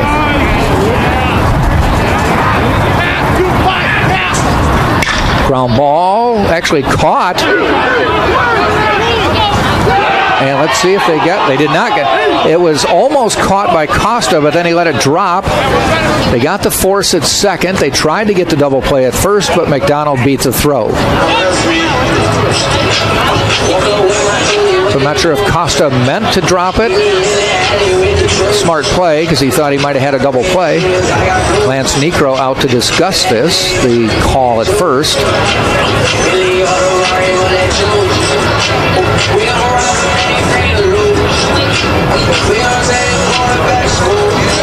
And he's coming back. Andrew Mills coming to the plate for the Spartans now.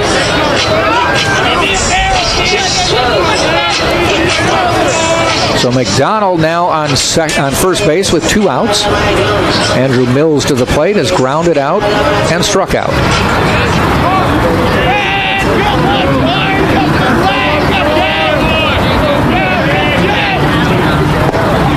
Call strike.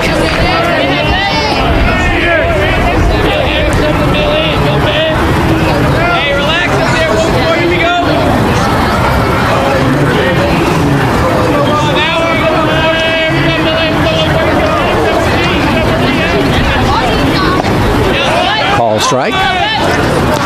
Ahead of the count is Necro 0-2.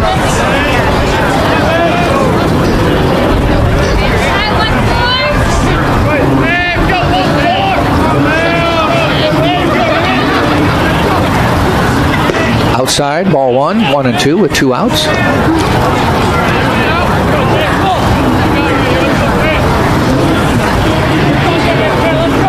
On deck, Mikey Navarrete for Tampa.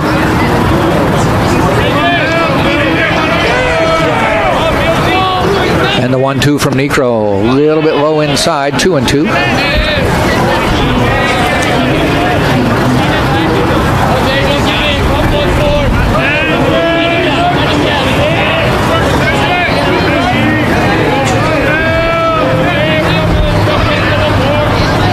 2-2 on the way. Tapped, foul.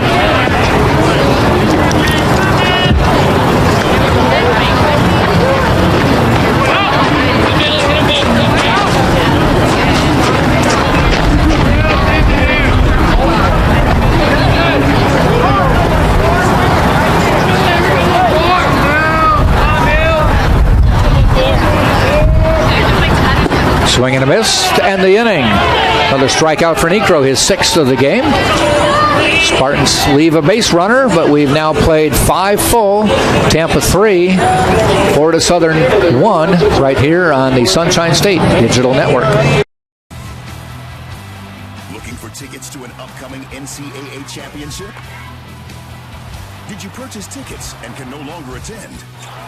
Buy or sell your tickets with other fans at the NCAA Ticket Exchange, powered by Prime Sport. Every transaction is secure and 100% guaranteed. Visit ncaa.com/exchange today.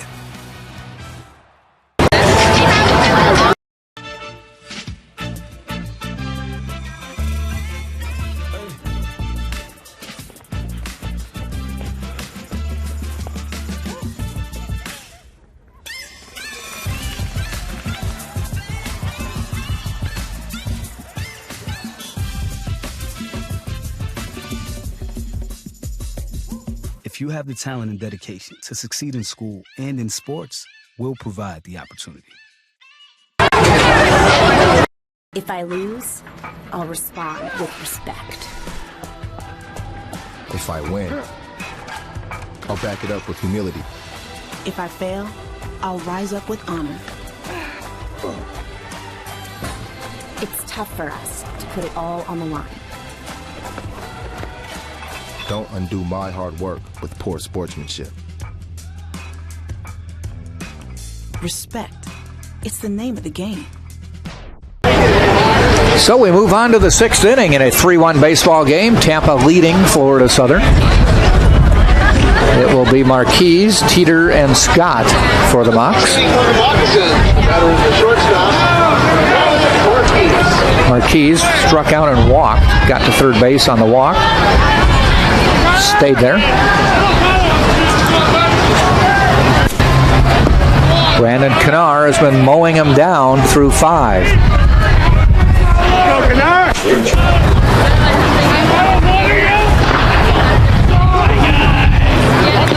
Foul ball.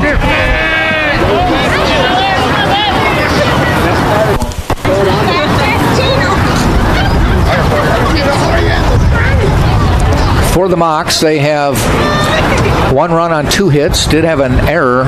Player reached base on an error. So of the 15 outs recorded in this game, 13 by strikeout by Kennard.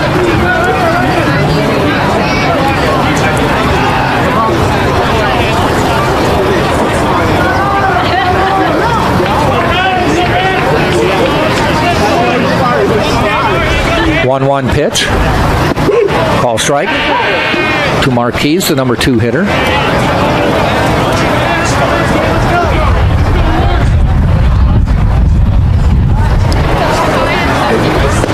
And another strikeout. Make that 14 of the 16 outs recorded by the K. An amazing stat line for Brandon Kennard right now in this ball game.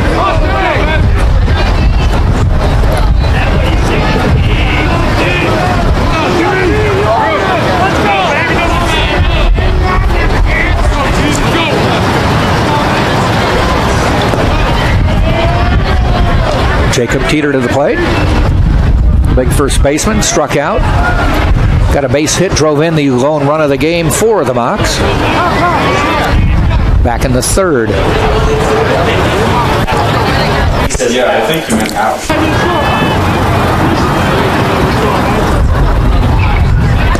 Ball outside, 2-0. Always.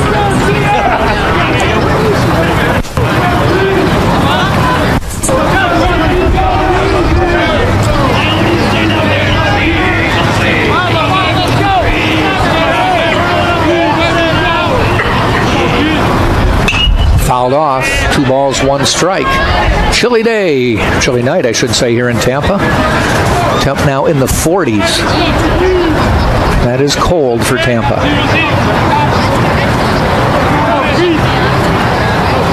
And windy. Ball 3.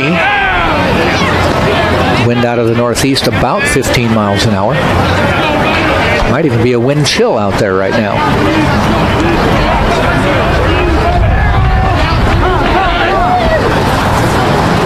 Teeter calls timeout.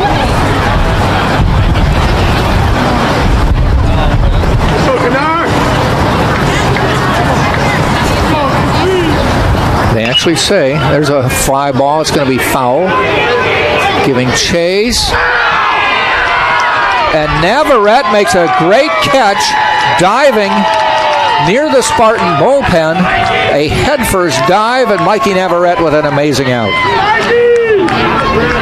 That one looked like it was going to blow foul. It's possible the wind kept it in play in the field. Not fair ball, but within the confines of the netting that goes around this ballpark. So Teeter is out for the 2nd out, and it brings up Zach Scott. First pitch is a ball outside. I mean, yeah, they're good, but you don't lose to USF, man. They wouldn't want to see that. A little bit low, 2-0. They're actually saying there's a wind chill now. It's 48 degrees with a wind chill of 45. That's something we don't usually talk about here in Florida. 2-0 pitch. 3-0. 3-0 with 2 outs here in the 6th.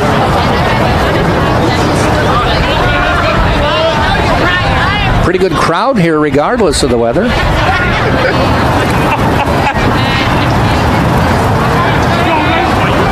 3-0 from Kanar. Walked him on 4. His second walk of the game.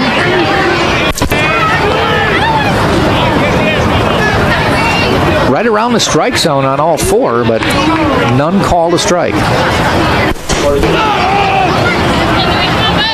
And it brings up Dewart to the plate.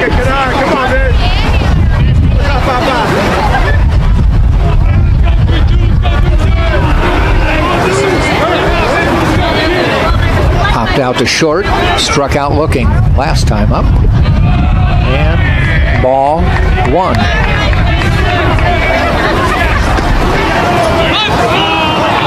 And Sam Militello, Spartan pitching coach, going to make the trek to the mound. Hasn't had to.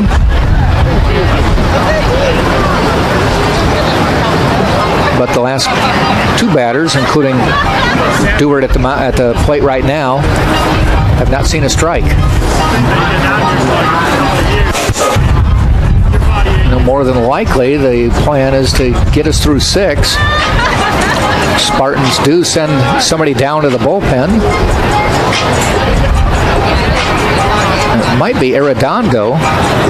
Jacinto Arredondo, who's the ace out of the bullpen.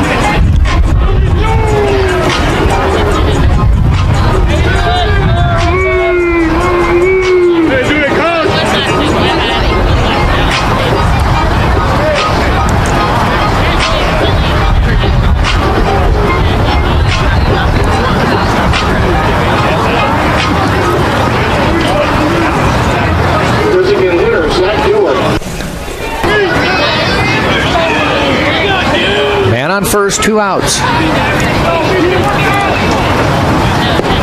Dewart looks at a strike. 1-1. Moccasins in the 3rd scored their only run after 2 were out.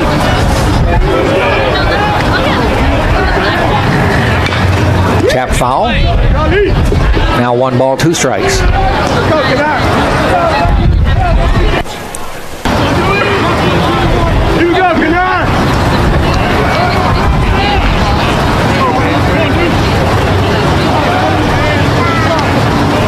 1-2 pitch.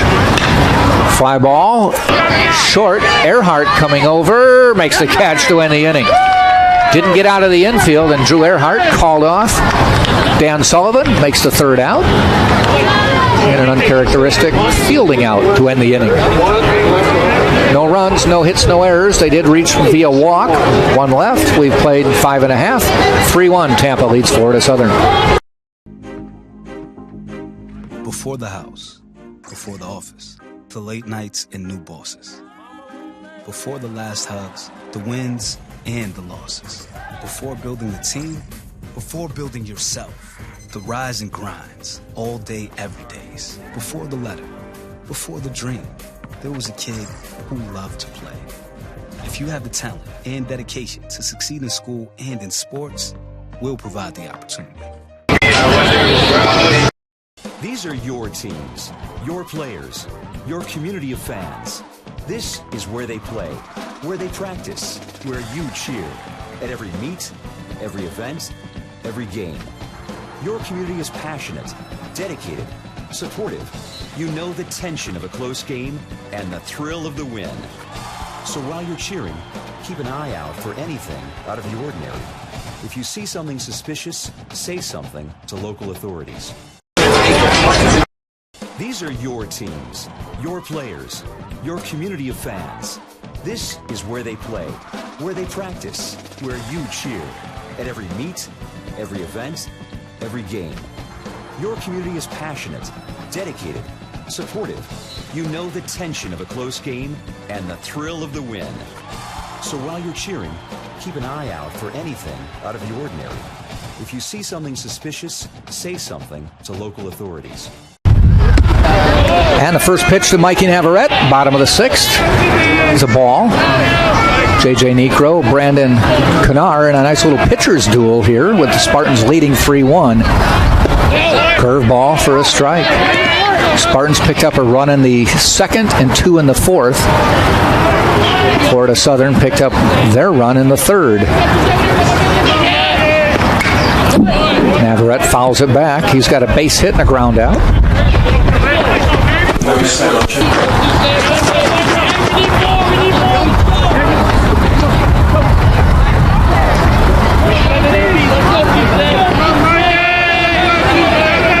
1-2 to Navarrete. Off speed, base hit up the middle, and that one put Necro on his back again. He's already been hit by a ground ball that knocked him down and almost out earlier in the ball game. Both pitchers have seen some balls go screaming past them today. But as I said, one did hit Necro. Ground ball bounced, then came up. We don't know if it hit his shoulder and then glanced off his head, or just ground ball glancing off his head, but it ricocheted strongly toward third base. He was down for a couple minutes, got up, and has pitched well. With a bunt, Necro has no choice but to take the out at first, and moving down to second base is Navarrete, now in scoring position with one out. Very typical Joe Urso strategy there. When you get your leadoff runner on first, is get him to second, typically by the bunt.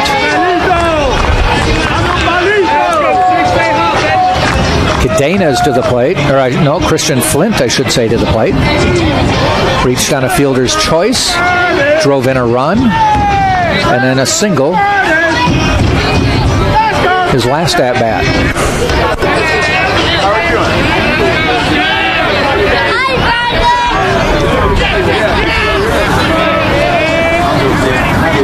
Cadenas sees a strike. Yeah, that's all right.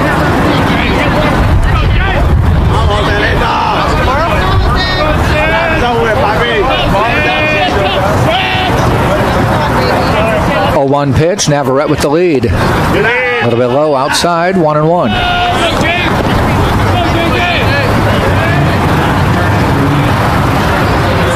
Here we go, Spartans! Tampa trying to add to their 3-1 lead here in the sixth. Ball low. Florida Southern, a team that has some pop. And they hit for percentage too. 21 home runs. Coming into the game, they had a .306 team batting average.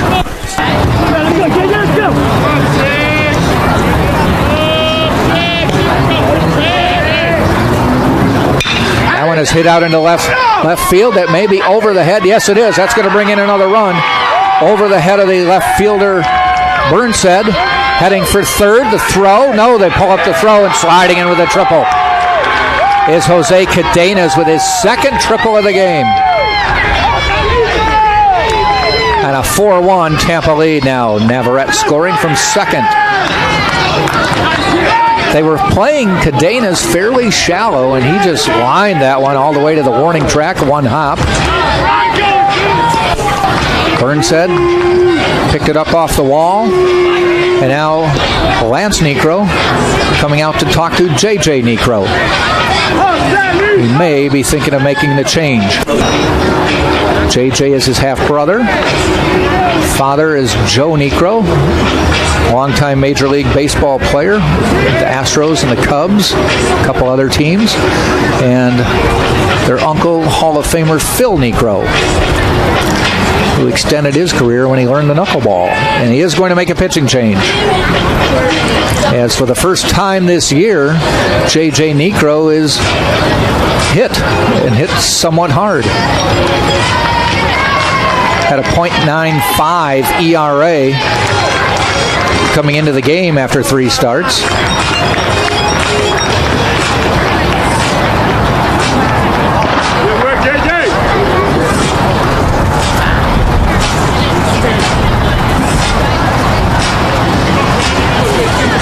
Necro is averaging about 6 1/3 innings every outing. And he got into the 6th today, but will not get out of it.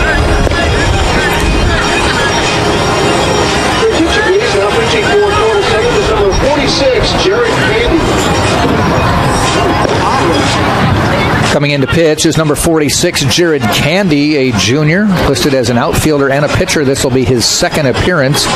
Pitched just 1 inning previously. Gave up 3 hits, a run. It was earned, but he struck out 3. Has an ERA right now of 9. Hasn't walked anybody on the year.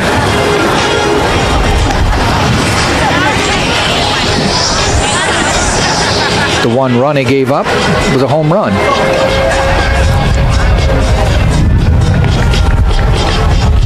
Candy is a junior from Tampa, Florida, Hillsborough High School. So local to the Tampa area. These schools only about 35-40 miles apart. Florida Southern and Lakeland, about halfway to Orlando.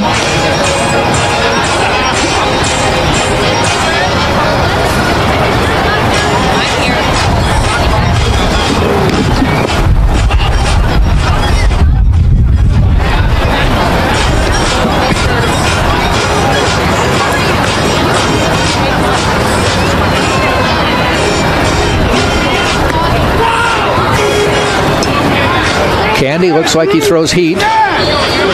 First batter he's going to face is Drew Earhart, who singled his last time up and drove in Cadenas, who had tripled the batter before. Now a 4-1 Tampa lead. And Cadenas again back at third. 1 out. Earhart waits. A little bit low. Not real deep for Earhart. They are in right field, but fairly shallow in left and center. Playing him to not pull. Off-speed pitch, swing and a miss. They are playing in. They want to knock this ball down, see if they get a play at the plate. Just about everybody on the grass or within a couple feet of the grass. 1-1. Ground ball fielded, and now I've got Cadenas between third and home. And did he get back? No. And Earhart is out at second trying to go. So a very unique double play. Cadenas was called out at third. He's saying he didn't get touched, but the umpire did call him out. And while they were running him down, Earhart rounded first and headed to second. They threw to the second baseman, who made the tag, and that'll go down as a, let me see if I can get the numbers here, a 1-5-4 unusual double play. So the Spartans do pick up a run, but at the end of 6, it's 4-1. Tampa leads Florida Southern.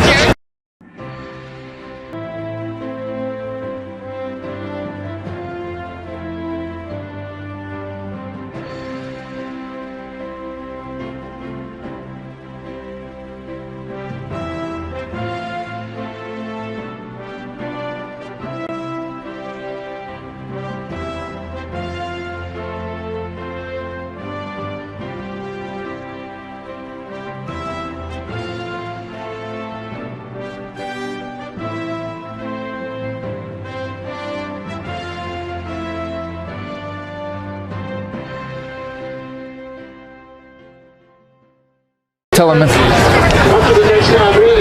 next. I knew that there was an opportunity to have my college paid for if I was good enough to play baseball at that level. That was going to make a big difference in my family. D2 baseball gave me an opportunity to play at a high level and to get an education that's going to be valuable for me throughout the rest of my life. I chose to take my experience of being a student athlete and pursue that within my career and to get a master's degree. If I wouldn't have had a baseball scholarship, there'd be no chance that I'm doing what I'm doing today.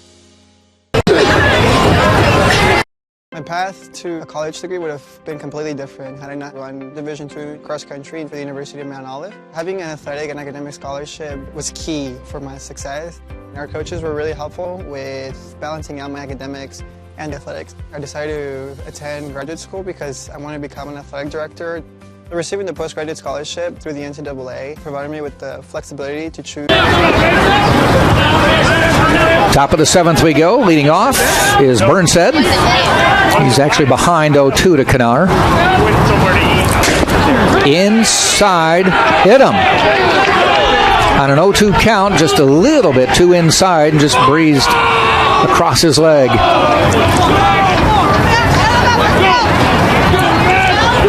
So a leadoff base runner for the Mocs, and it brings up Maglich to the plate. He has struck out twice, both times looking.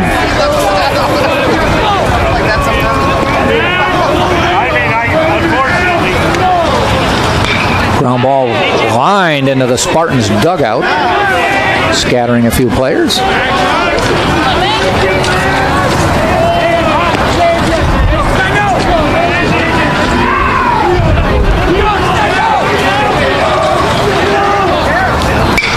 That one's hit out into right field. Mills waits, heads even deeper, makes the catch near the warning track for the first out. That one kept going deeper with that wind blowing sort of northeast. It's going to blow it across from left to right, but also a little bit deeper.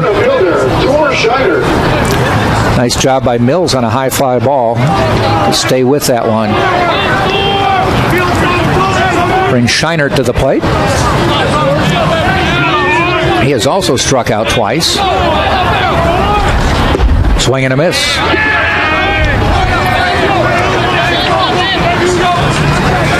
Kanar into the 7th inning for the Spartans. Why not? Giving up just 2 hits. Ball high.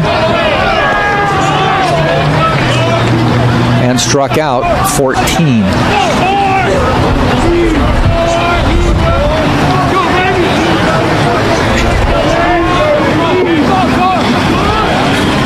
And the pitch. Swing and a miss. 1 ball, 2 strikes.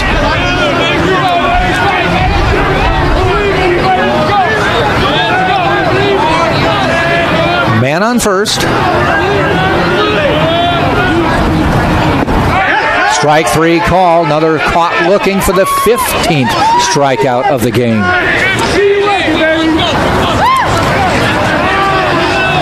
So that is the 20th out of the game for Florida Southern. 15 have been strikeouts. That's an amazing stat.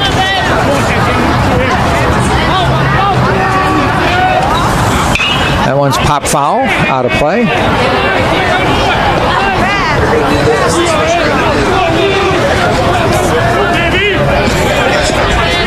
Okay, all right, good. Kanar is set. Off speed and high.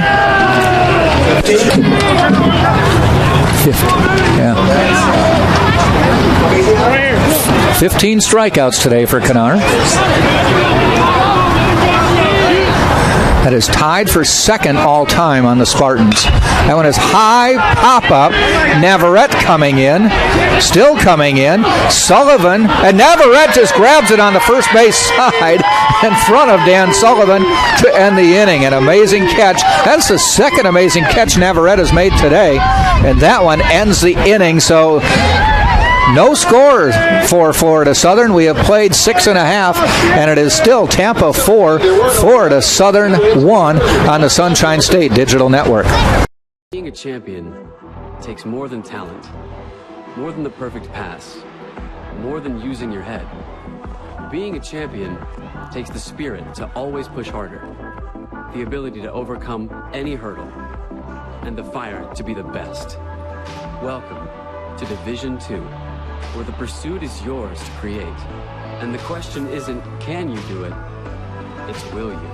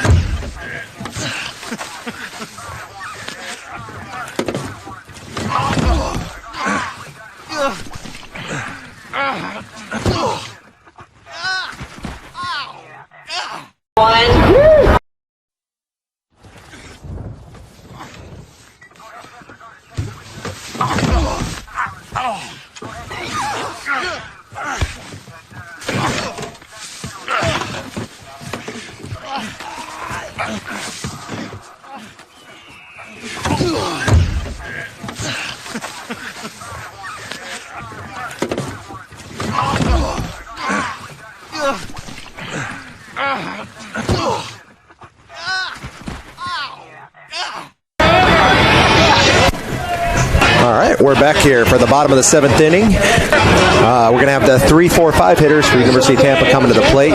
Nick Durr going to be stepping in against right-handed reliever for Florida Southern, Jared Candy. First pitch is a deep drive to center field, and that one is off the wall. Durr rounds second, and he's going to hold up with a leadoff double. First pitch of the inning he saw off Jared Candy. Drove that one to deep center. We have a guest commentator here, Cole Stites. Cole, what'd you see there? Great hit. Over this one. That was a good shot there. And pitcher here, Jared Candy, you're familiar with him. What's he bring as the pitcher? He brings the heat. Go mid-90s there. We're going to have a pinch runner at second base here for the Spartans. So Nick Durr is going to be lifted after his double and replaced by number 9, Luke Benoit. Stepping in for the Spartans is going to be Dan Sullivan, first baseman. Sullivan entered. He's 0 for 3 today with a pair of strikeouts. So he's going to hope to reverse his luck here. We're 4-1 in the bottom of the 7th inning between the two rivals, Florida Southern and Tampa. First pitch swung on and missed. All right. As we have some work in the Spartans bullpen here. Looks like number 4, Michael Paul, and looks to be 21, Jacinto Arredondo warming up. Those are the top 2 relievers for the Spartans. As Sullivan swings again through this one. Candy's a two-way player who also play. What does he play in the field, Cole? Outfield. Plays outfield. He's a transfer from Santa Fe College. He's throwing some heat here. There's Sullivan, 0-2 count. Here's the pitch. And that was going to be grounded. It's going to stay fair to first base. Teeter's going to step on the bag and retire Sullivan. Luke Benoit will move over to third base. So 1 out in the inning. Benoit at third base. Spartans lead 4-1. It would be good to push across another insurance run here. What do you look for in this at bat, Cole? A hit? Think facing a fireballing pitcher, does he try to pounce early, or is he going to work the count here? Runs with just 1 out, the runner 90 feet away from scoring. This is where you need to push him across and score. We'll see what the Spartans do as that one is. What kind of pitch was that, Cole? That looked like that looked a little low there. 2-1 count here. As Ulai is ahead in the count. Here's the 2-1 pitch from Candy. And that's going to be another deep fly ball. That's going to hold up, but that's going to score a run for the Spartans. As Benoit tags and he crosses. Oh, that'll be the second out of the inning, but not before the Spartans cross the 5th run of the game. Extend their lead to 5-1. Story of the day for the Spartans has been starting pitcher Brandon Kanar, who now has 16 strikeouts. 16 or 15, Cole? What's he have? 15 strikeouts, which is second in school history. Top strikeout game is 17 by Bo Donaldson back in 1997. Before you were born, Cole, right?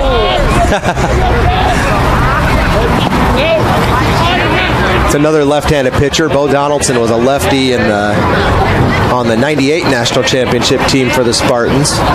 And another left-handed pitcher, Cole Stites, here. We're going to be hearing about him in about 4 to 5 years. as he's showing me his University of Tampa National Championship shirt. Between these two programs, you have 17 national championships, 9 for Tampa and 9 for Florida Southern, 8 for Tampa. How many does Florida Southern even have? 8. Florida Southern has 9, Tampa has 8. As that one is, they're going to say it hit McDonald. That's the second time of the day he's been hit. That was inside, and he said it might have clipped the jersey there. As Luke McDonald's going to head to first base there. We have 2 outs in the bottom of the 7th here. Tampa is leading its longtime rival, Florida Southern College.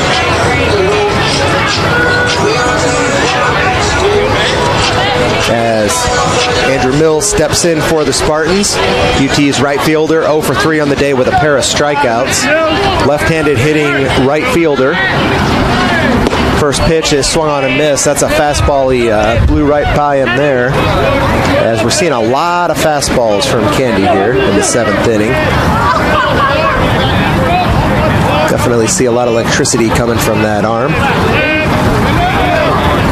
0-1 pitch, here we go. And that one is lined to left field, and that is going to get down.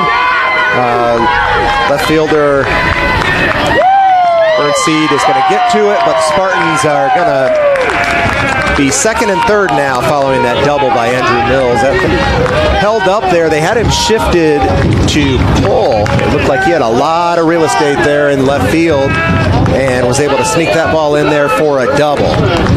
So Spartans now are going to be looking for a little 2-out magic here with runners on second and third. Mikey Navarrete heads up for the Spartans. He's 1 for 3 on the day, 2 for 3 on the day with a run. He had a nice diving catch at third base there in foul territory. Did you see that one, Cole? Yes. What'd you think of that? That was a good play. and there was one over there also. He had, the one there diving, and then he had played to end the inning there where good defensive work as Navarrette's going to try to get it done at the plate right now.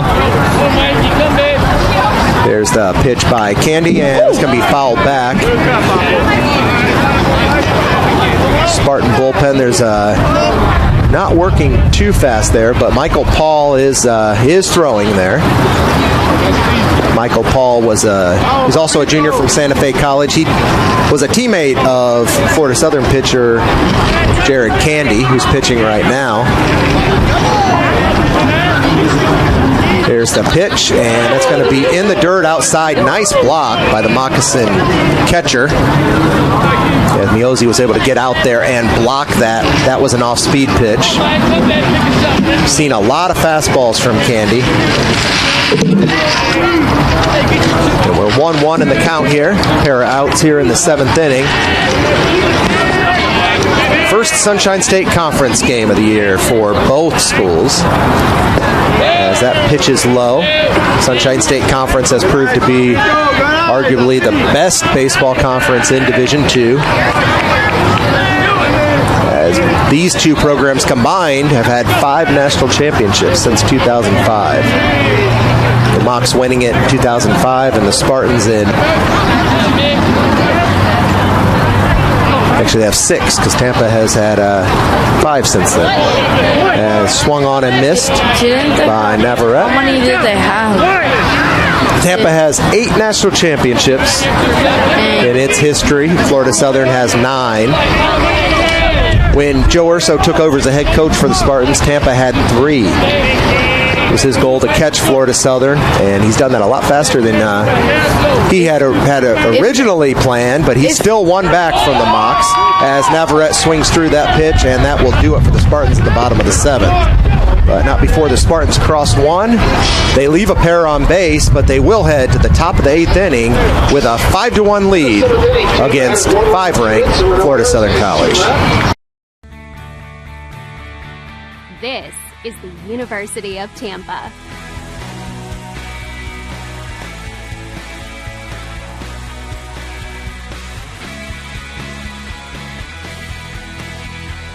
Explore your dreams.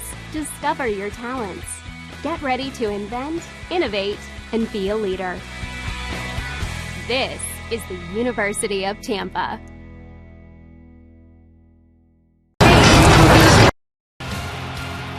Get the best seats. Enjoy pre-game hospitality. Create memorable moments that will last a lifetime. Catch championship action in VIP style with the NCAA experience, powered by Prime Sport. Be a VIP. Visit ncaa.com/VIP today. You said that's Michael Paul? There are over 480,000 college athletes. Only 2% would go pro. That means over 470,000 will not get a shoe contract. No autographs. No private jets. No fan clubs. No Hall of Fame inductions. Instead, they will walk away with something much more valuable.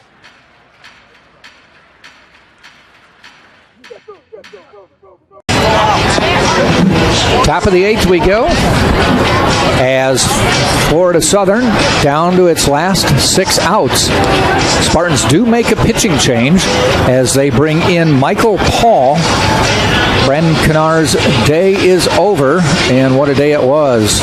7 full innings, gave up only 2 hits, 1 run. It was not earned. Struck out 15, so of the 21 batters who made outs, 15 of them struck out. Walked only 2, hit 1 batter, threw just 72, threw an even 100 pitches on the day, 72 of them for strikes. That's a good percentage. He is the pitcher of record for the Spartans. Paul looking to get a save.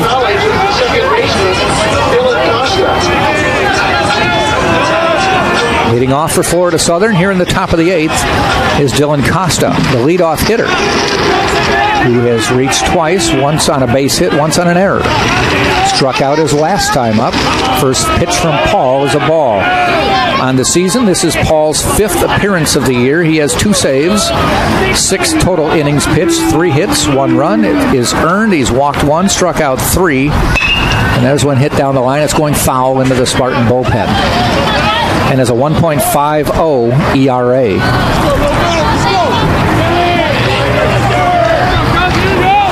Michael Paul is a junior from Clearwater, Florida. His first year with the Spartans. Swing and a miss. Came from Santa Fe College. Prepped at Clearwater Central Catholic.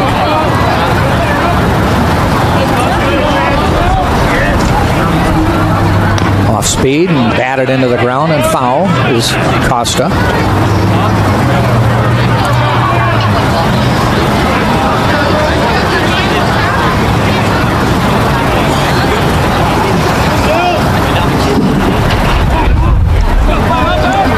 Again, 2 games tomorrow, starting at 1. It's supposed to be a little warmer tomorrow. There's actually saying the high of 68. Strike 3 call, and Costa goes down looking, his 2nd strikeout of the game. That is the 16th strikeout by Tampa pitchers. Michael Paul's faced 1 batter and got him to K. The batter is the shortstop, Tyler Marquise.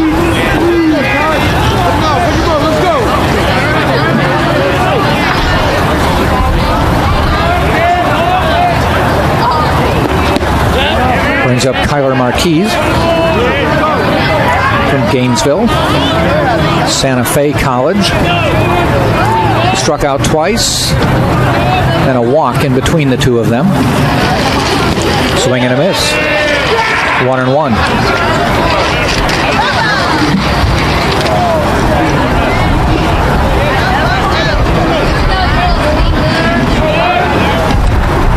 A little off-speed pitch and a little low.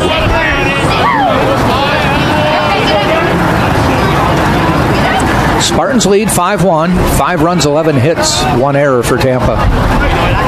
1 run, 2 hits, no errors for Florida Southern. Ball a little low again. 3 balls, 1 strike.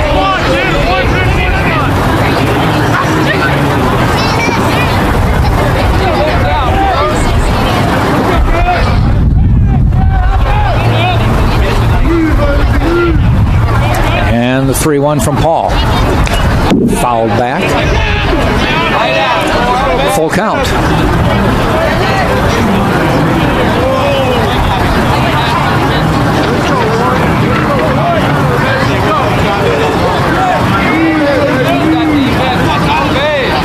And the payoff pitch coming up from Michael Paul. Takes a long look, a little bit too long for Marquise. He calls timeout.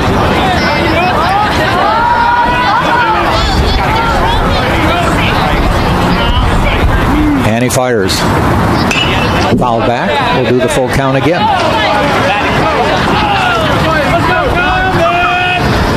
Go, Paul. Keep working, baby. Let's go, Spartans. Let's go, Spartans. 3-2 again from Paul. Swing and a miss, and he picks up his second strikeout in as many batters in relief. I don't want to upside down. Guys got a lunch. Jacob Teeter. First baseman Jacob Teeter to the plate. Has a 1-for-3 day.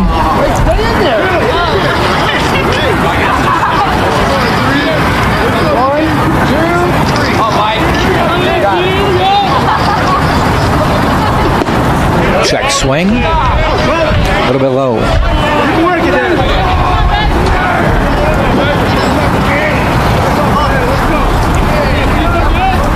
The 1-0 pitch from Paul. Swing and a miss. 1-1 with 2 outs. Spartans will be 9-1-2 in the bottom of the 8th. That'll be Flint, Cadenas, Earhart.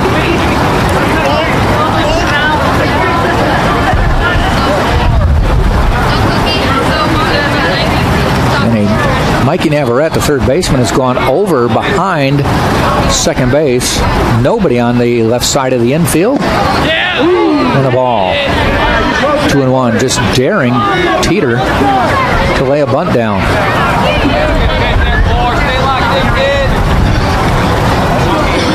You can see it's Sullivan, Earhart, and Navarrete fouled off on the first base side of the infield.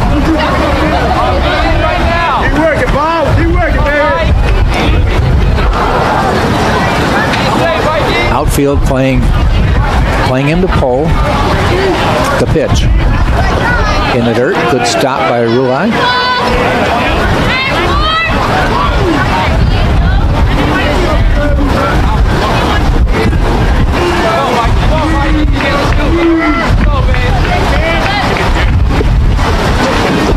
The 3-2 pitch. Ground ball, and he put it where they weren't playing. Hit them where they ain't, they say, and he did, and got a base hit. Just a little bit to the left of shortstop. And Jacob Teeter with a 2-out base hit. Will bring Zach Scott to the plate. Spartans go back to a regular defensive alignment. Scott on the day is 0 for 2.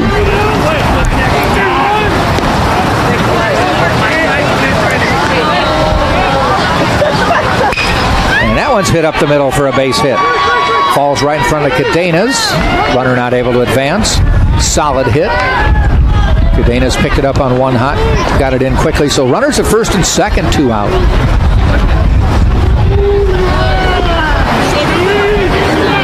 And it will bring Dewart to the plate. Now batting is he doesn't get it there.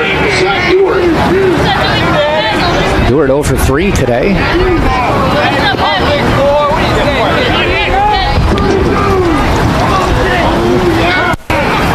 Florida Southern has not had too many runners in scoring position.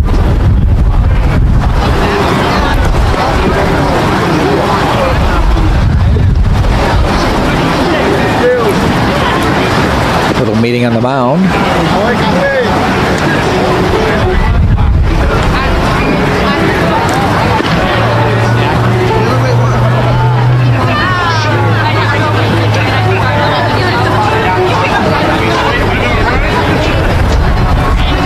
short of Southern. They are just 1 for 2 with runners in scoring position. As I said, they haven't had many chances. 2 for 10 with runners on.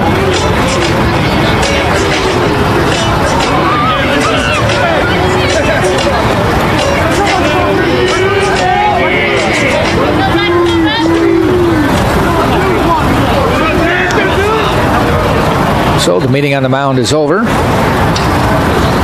And no, it's another one as Joe Urso is coming out. Usually means a pitching change is coming up. So Michael Paul got the first 2 outs via strikeout. But then the next 2 batters reached. And a pitching change is coming up.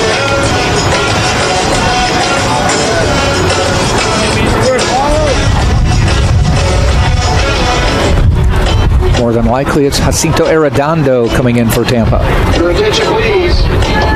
Coming in to pitch for Tampa is number 21, Jacinto Arredondo. And it is.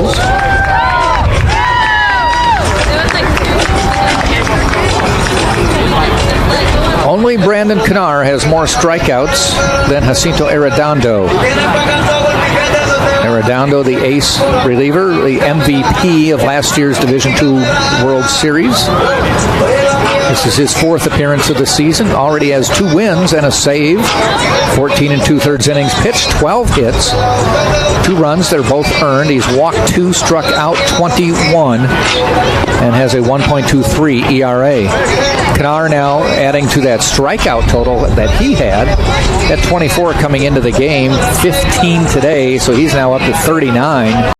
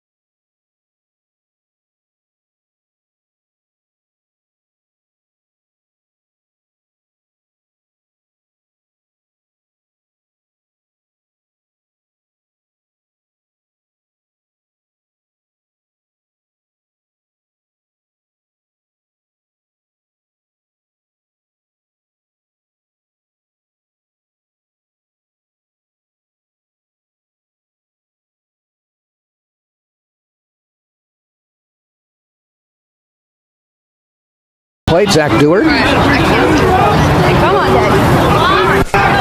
He's 0 for 3 today with a strikeout. And that will be Arredondo's first task, pitching to Dewart. In the stretch with 2 outs. Hit out towards second base. No, actually Dan Sullivan at first makes the catch. 1 pitch, 1 out, inning over.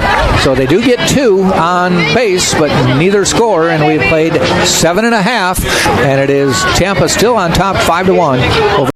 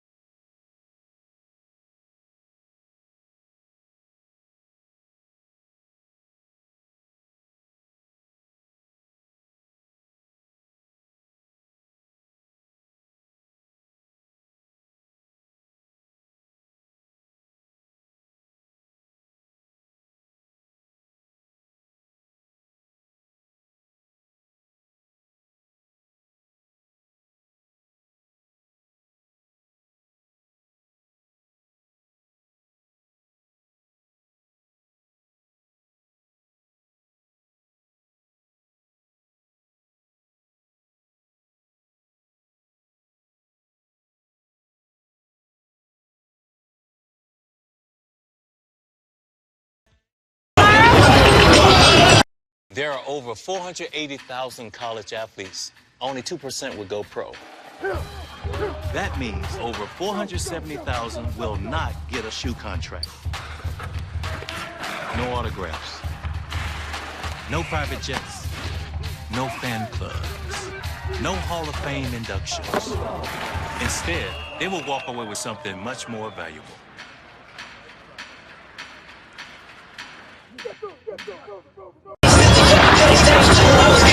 Pitching change before we get to the bottom of the 8th inning. Dawson Lane coming in, number 51, for Florida Southern. Lane is a lefty, a junior, 6'5", 190 from Lakeland, Florida, so another hometown product. On the season for Lane, this will be his second appearance. Pitched just 1 inning, gave up 3 hits, 2 runs, 1 earned, and he walked 1. And the first batter will be Christian Flint. And a little bit inside, Flint dances out of the way. He'll be followed by Cadenas and Earhart.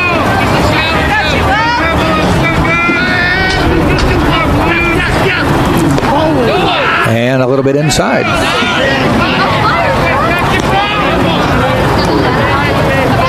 2-0 so far. Lane looks in, the lefty gets the sign. 3-0, bounces that one in front of the plate.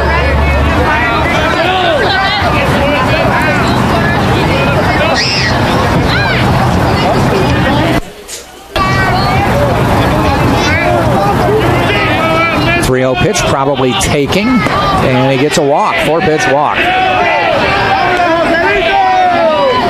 For the dangerous Jose Cadenas. He has back-to-back triples and a single. Dangerous hitter.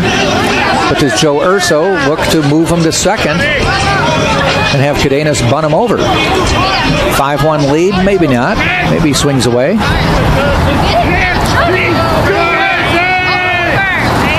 The pitch shows bunt, gets it down. Good bunt, it's going to move the runner, and he's going to beat it out. Lane tried to field it, couldn't pick it up. Cadenas beats it. Might have been a tough play in the first place. So that may very well go down as a hit. A very good bunt by Cadenas. Now runners on first and second. And Drew Earhart to the plate. Let's go, Spartans! You get into a bizarre double play last time when Cadenas was on third. Ended the inning.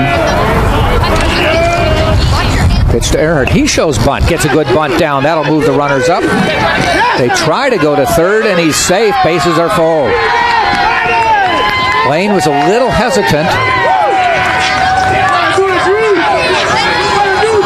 And Flint was able to get to the bag before the force.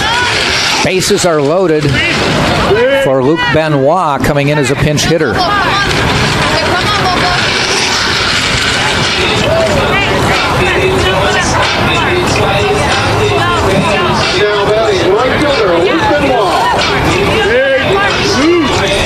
Benoit coming up. This will be his 22nd at-bat of the year. He's got 5 hits in 21 at-bats. 5 RBI, so he's very productive when he's at the plate. Walked once, struck out 3 times. A couple stolen bases to his credit as well. All his hits are singles. Here we go, Spartans!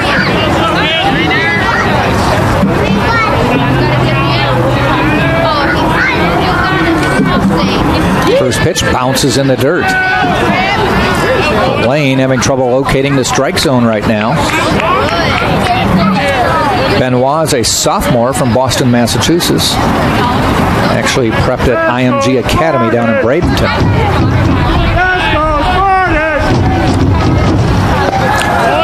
And strike call, inside corner. Infielders are in on the grass. Outfielders shading a little bit to not pull, but not that deep. Benoit 1-1. Dawson Lane on the mound. Bases are loaded with nobody out, bottom of the 8th. Benoit, good eye, watches it high and outside.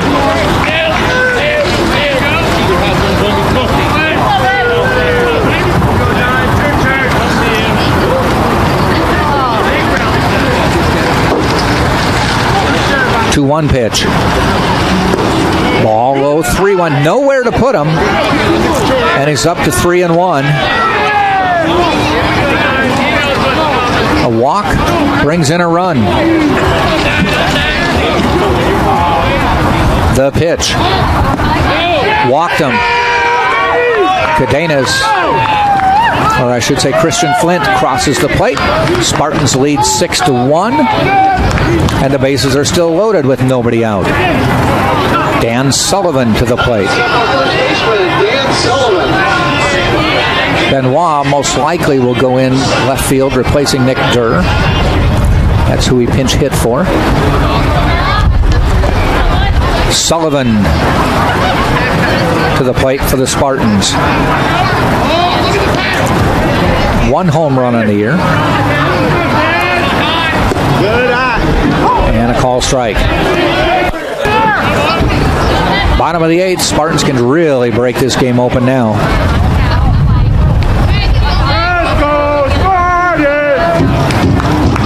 Let's go Spartans! Pops it up, foul. They give chase, but it's going to be up on the screen.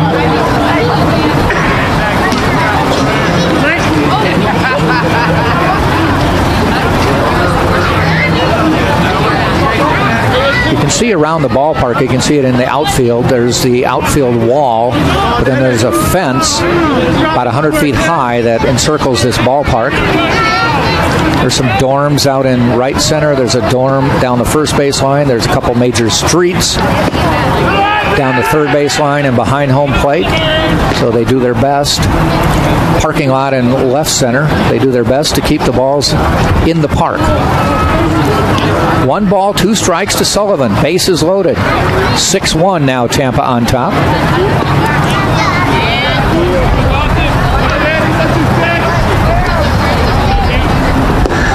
A little bit low. Good eye by Sullivan. It goes 2-2. Lane has already walked 1 in with the bases full.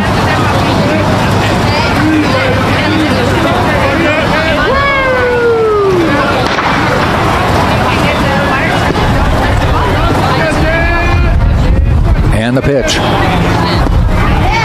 Ball 3. Looked a little low. Again, 3-2. Nobody out, nowhere to put him. Already walked 1 with the bases full. Lane in the stretch. Sullivan waits. The pitch. Hit out into center field. That may be hooking away, but a nice running catch. Runner's going to score. That's Cadenas trotting across with run number 7. Good catch by the center fielder. Scheinert wanted to come up throwing but slipped. Run was probably going to trot across the plate anyway. 7-1 Tampa.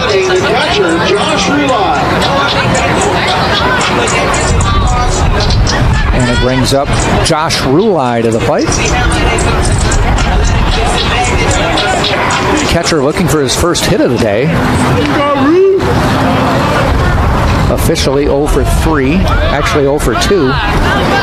Flew out to center last time, sacrifice fly, RBI. Dances out of the way there. Flew out to center in the first, struck out in the third, walked in the 5th, and a sac fly in the 7th. Batting here in the 8th.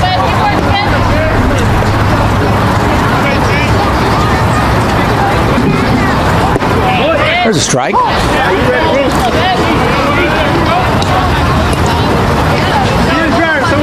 Well, 1 out, runners on first and second.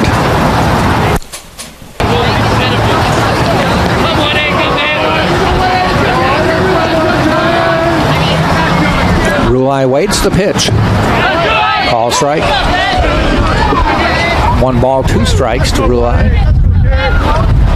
You can hear the wind in our microphone. It has been strong and persistent all game, blowing left to right. Bounces it in the dirt, 2-2. Such a strong wind that on a cold day, we actually have a wind chill index.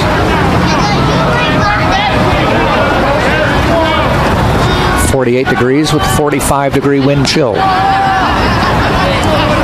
2 balls, 2 strikes, Rulai waits. Off-speed pitch, hit foul.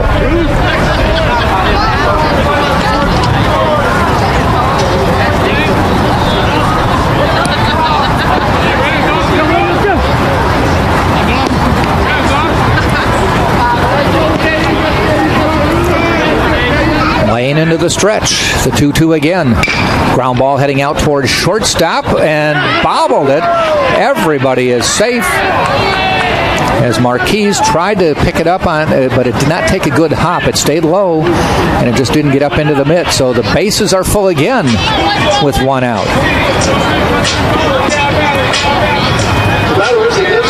That'll be the first error of the game on Florida Southern, and Luke McDonald strides to the plate. Runners were on first and second, so nobody scored. But now the bases are loaded again. Lane to McDonald, and it is a ball.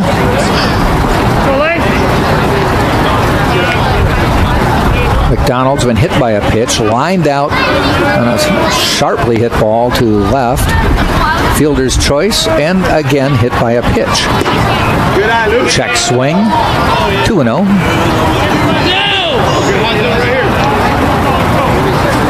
Scored a run on the hit by pitch in the second, got to third in the seventh. 2-0 pitch coming up from Dawson Lane. There's a call strike, 2-1. Go Spartans!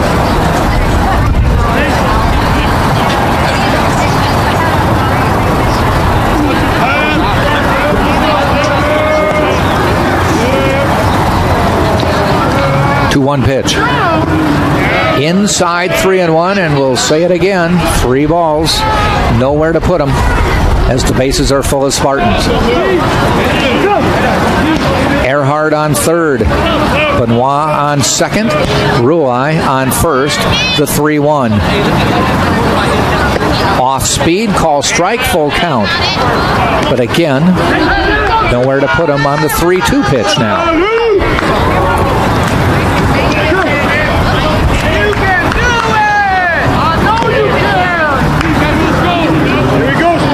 McDonald waits the pitch. A little bit low, outside, ball 4. Runner comes across in Drew Earhart, and the Spartans lead 8-1.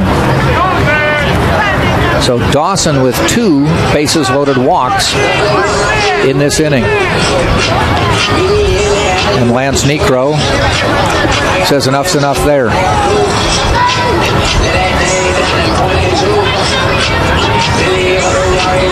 So Andrew Mills coming to the plate for the Spartans will have to wait as a pitching change coming up. Not a good line for Dawson Lane. He will be responsible for all 3 base runners.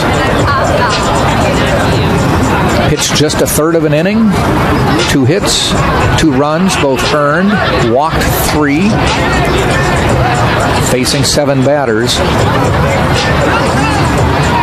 Through 29 pitches, only 12 for strikes.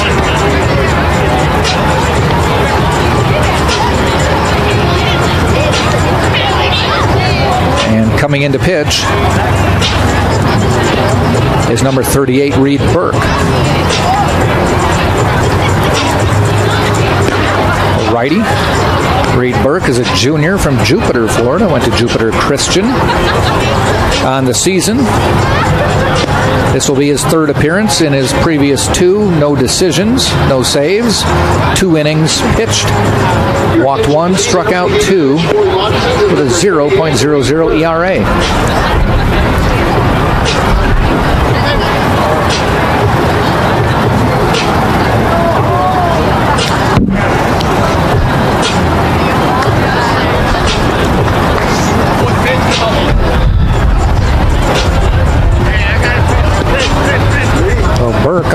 two he's thrown in warm-ups. Threw him about 55 feet. Bounced them both in front of Miozzi. There, he threw a nice curve for a strike.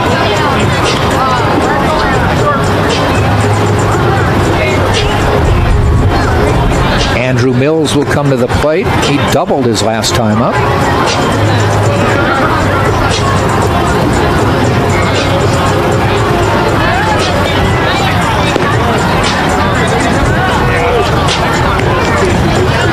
Everybody heading back to their positions and/or bases. Bases loaded, full of Spartans. Benoit at third, Rulai at second, McDonald at first. Andrew Mills, the lefty, steps to the plate.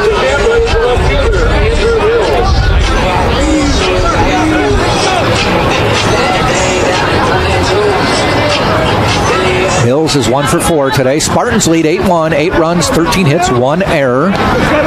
Florida Southern, 1 run, 4 hits, 1 error. Burke's first pitch, a little bit high outside, ball 1.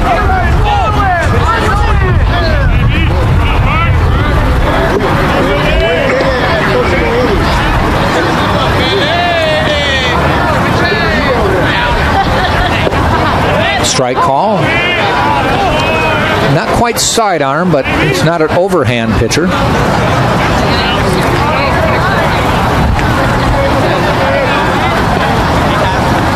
One now. Outside, ball 2.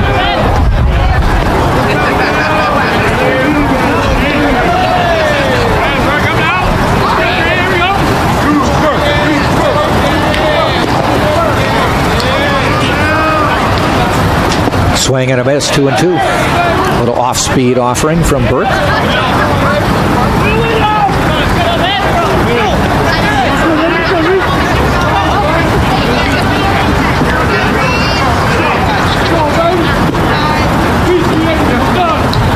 Two on the way. A little pop up toward the Spartan dugout, falls out of play before Scott could get over there.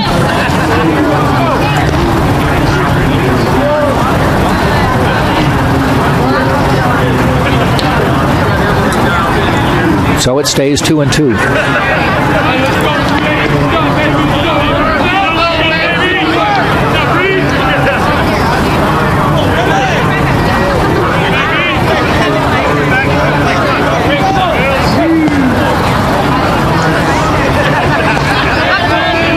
Burke into the stretch, on the way. Swing and a miss, got the strikeout. 2 down now.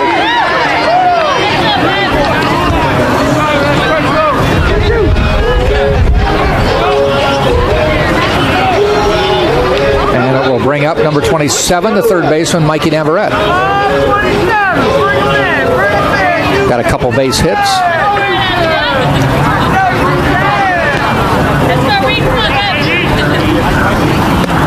First pitch high for a ball. Ninth inning will be Burnshead, Maglich, and Scheinert for Florida Southern. A 1-0 in the dirt. Miozzi with a nice stop.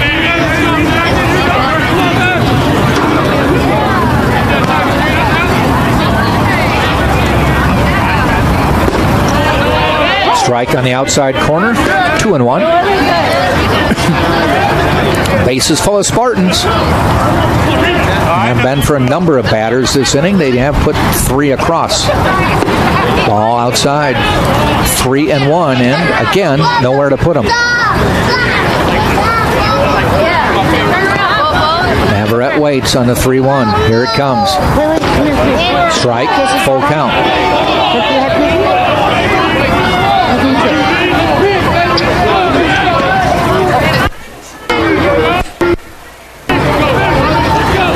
The payoff pitch. Ground ball up the middle. That'll bring a couple across. Benoit scores. Rulai scores. And going to third is McDonald, and the Spartans lead 10-1. Breaking it open here in the 8th. A 5-run 8th inning. On the base hit by Mikey Navarrete, his 3rd hit of the day. And it brings up Christian Flint.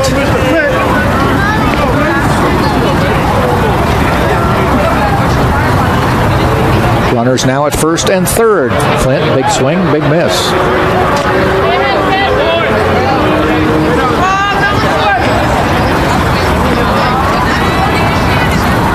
Flint actually started this inning with a walk. So he's batting for the second time. Ball in the dirt. Miosi with a good stop. McDonald at third. Navarrete at first.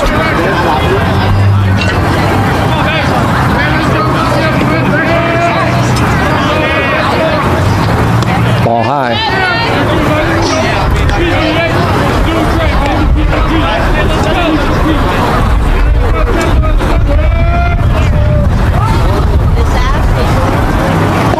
Inside.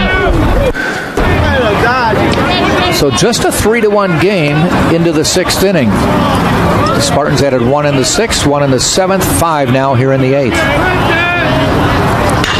Popped up, heading towards center field. Coming in is Scheinert.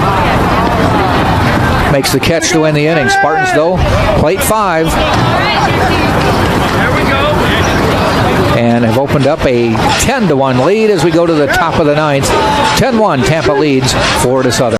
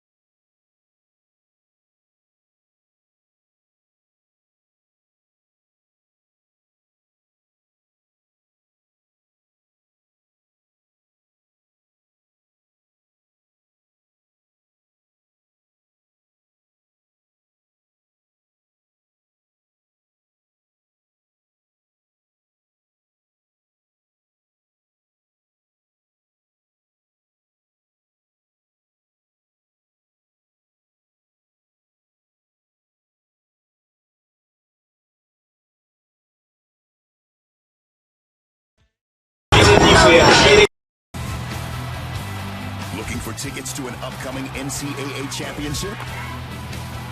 Did you purchase tickets and can no longer attend?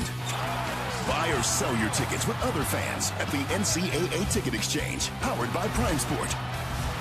Every transaction is secure and 100% guaranteed. Visit ncaa.com/exchange today.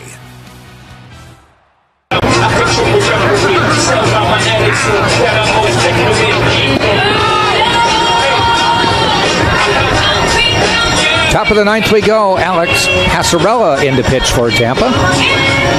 Jacinto Arredondo, 1 inning in relief.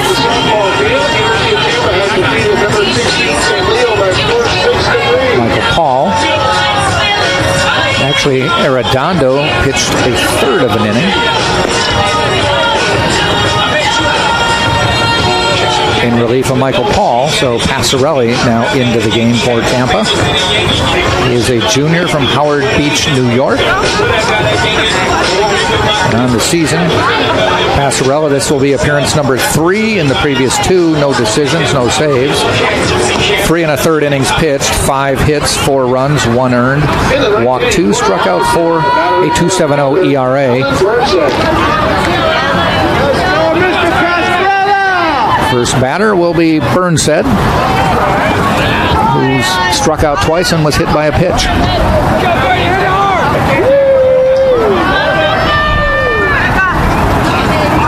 Righty to righty, and the pitch. Hit out into right field, but foul.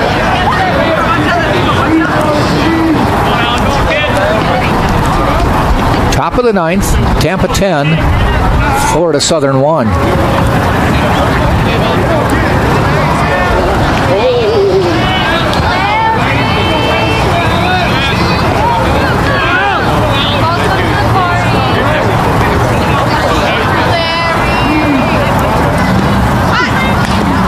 Tapped foul by Burnsett. He's in the hole 0-2.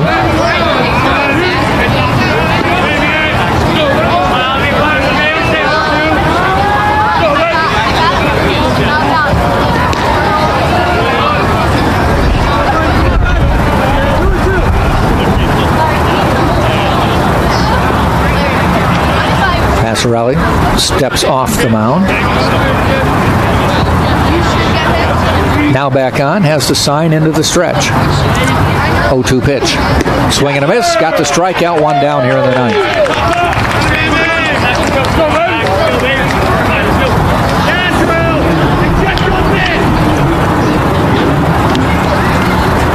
And we'll bring up Maglich. Christian Maglich. Maglich, a couple strikeouts and a fly out to right field his last time up. Passarella, a long look. Fastball just low.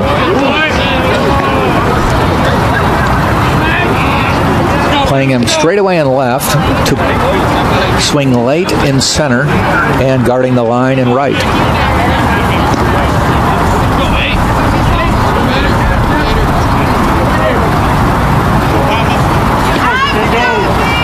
Infield way back. Check swing, called strike.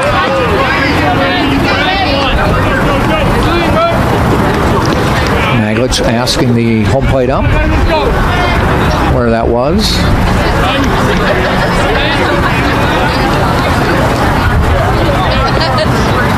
One and one on the way. Took a little off it. Stayed high for ball two. 2-1.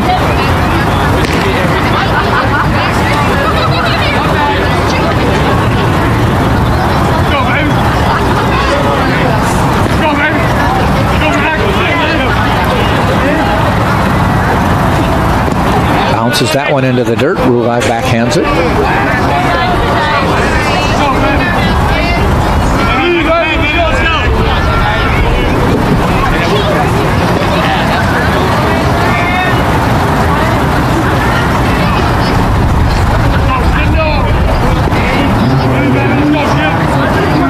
And the pitch. Foul, tap foul. 3 balls, 2 strikes.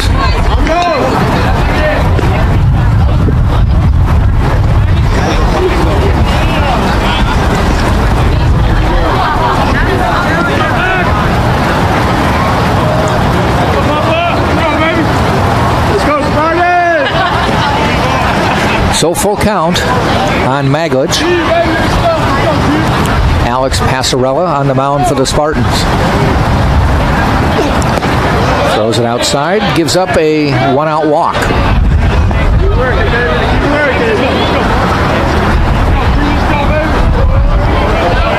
Striding to the plate is Scheinert. Now batting is the center fielder, Tor Scheinert.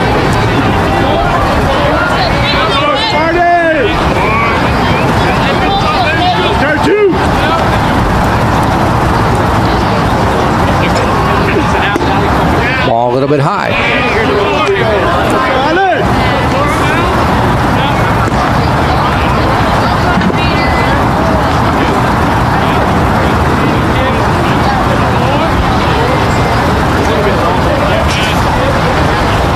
A long look by Passarella.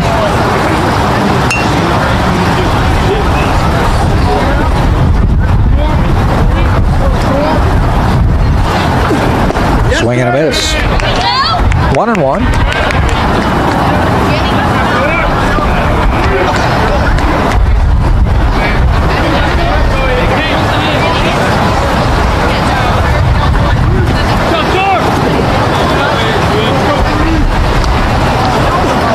Swing and a miss. 1 ball, 2 strikes. 1 out, top of the ninth. Tampa 10, Florida Southern 1. Runner on first.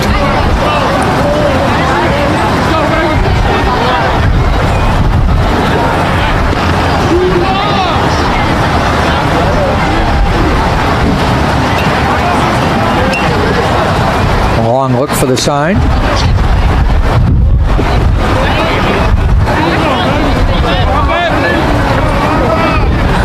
And now the stretch. 1-2 on the way. In the dirt. Gets away from Rulai. Nobody's going.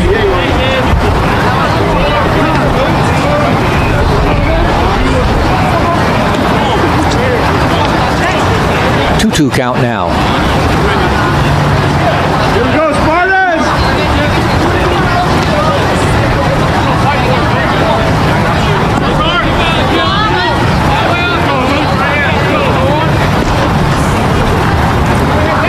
Passarella in the stretch.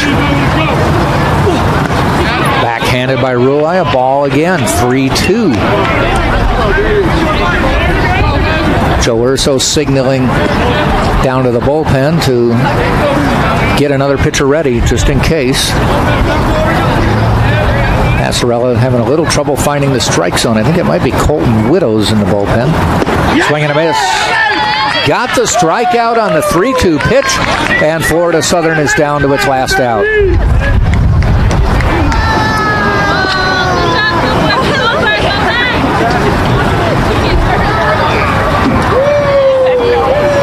Batter is the catcher, Santino Miozzi. So Miozzi, the last hope for Florida Southern.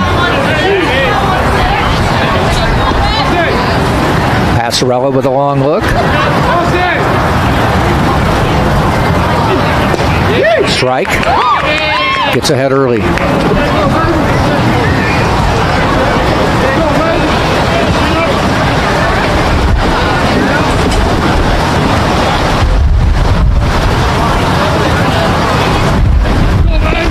In the stretch.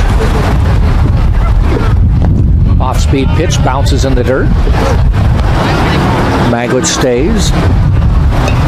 Spartans not trying to hold him on. The infielders are way back. Almost on the outfield grass. Earhart is on the outfield grass. Passarella fires. There's a strike call. 1 ball, 2 strikes. With 2 out, top of the 9th. Let's go, Mr. Passarella.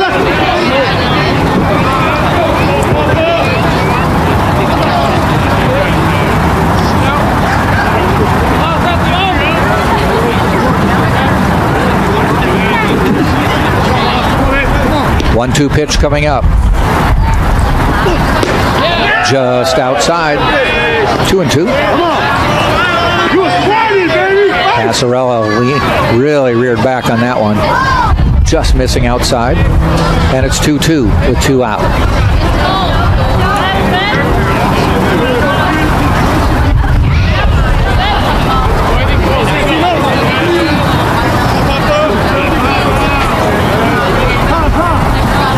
Passarella took a little too long. Miozzi calls time. Now steps back.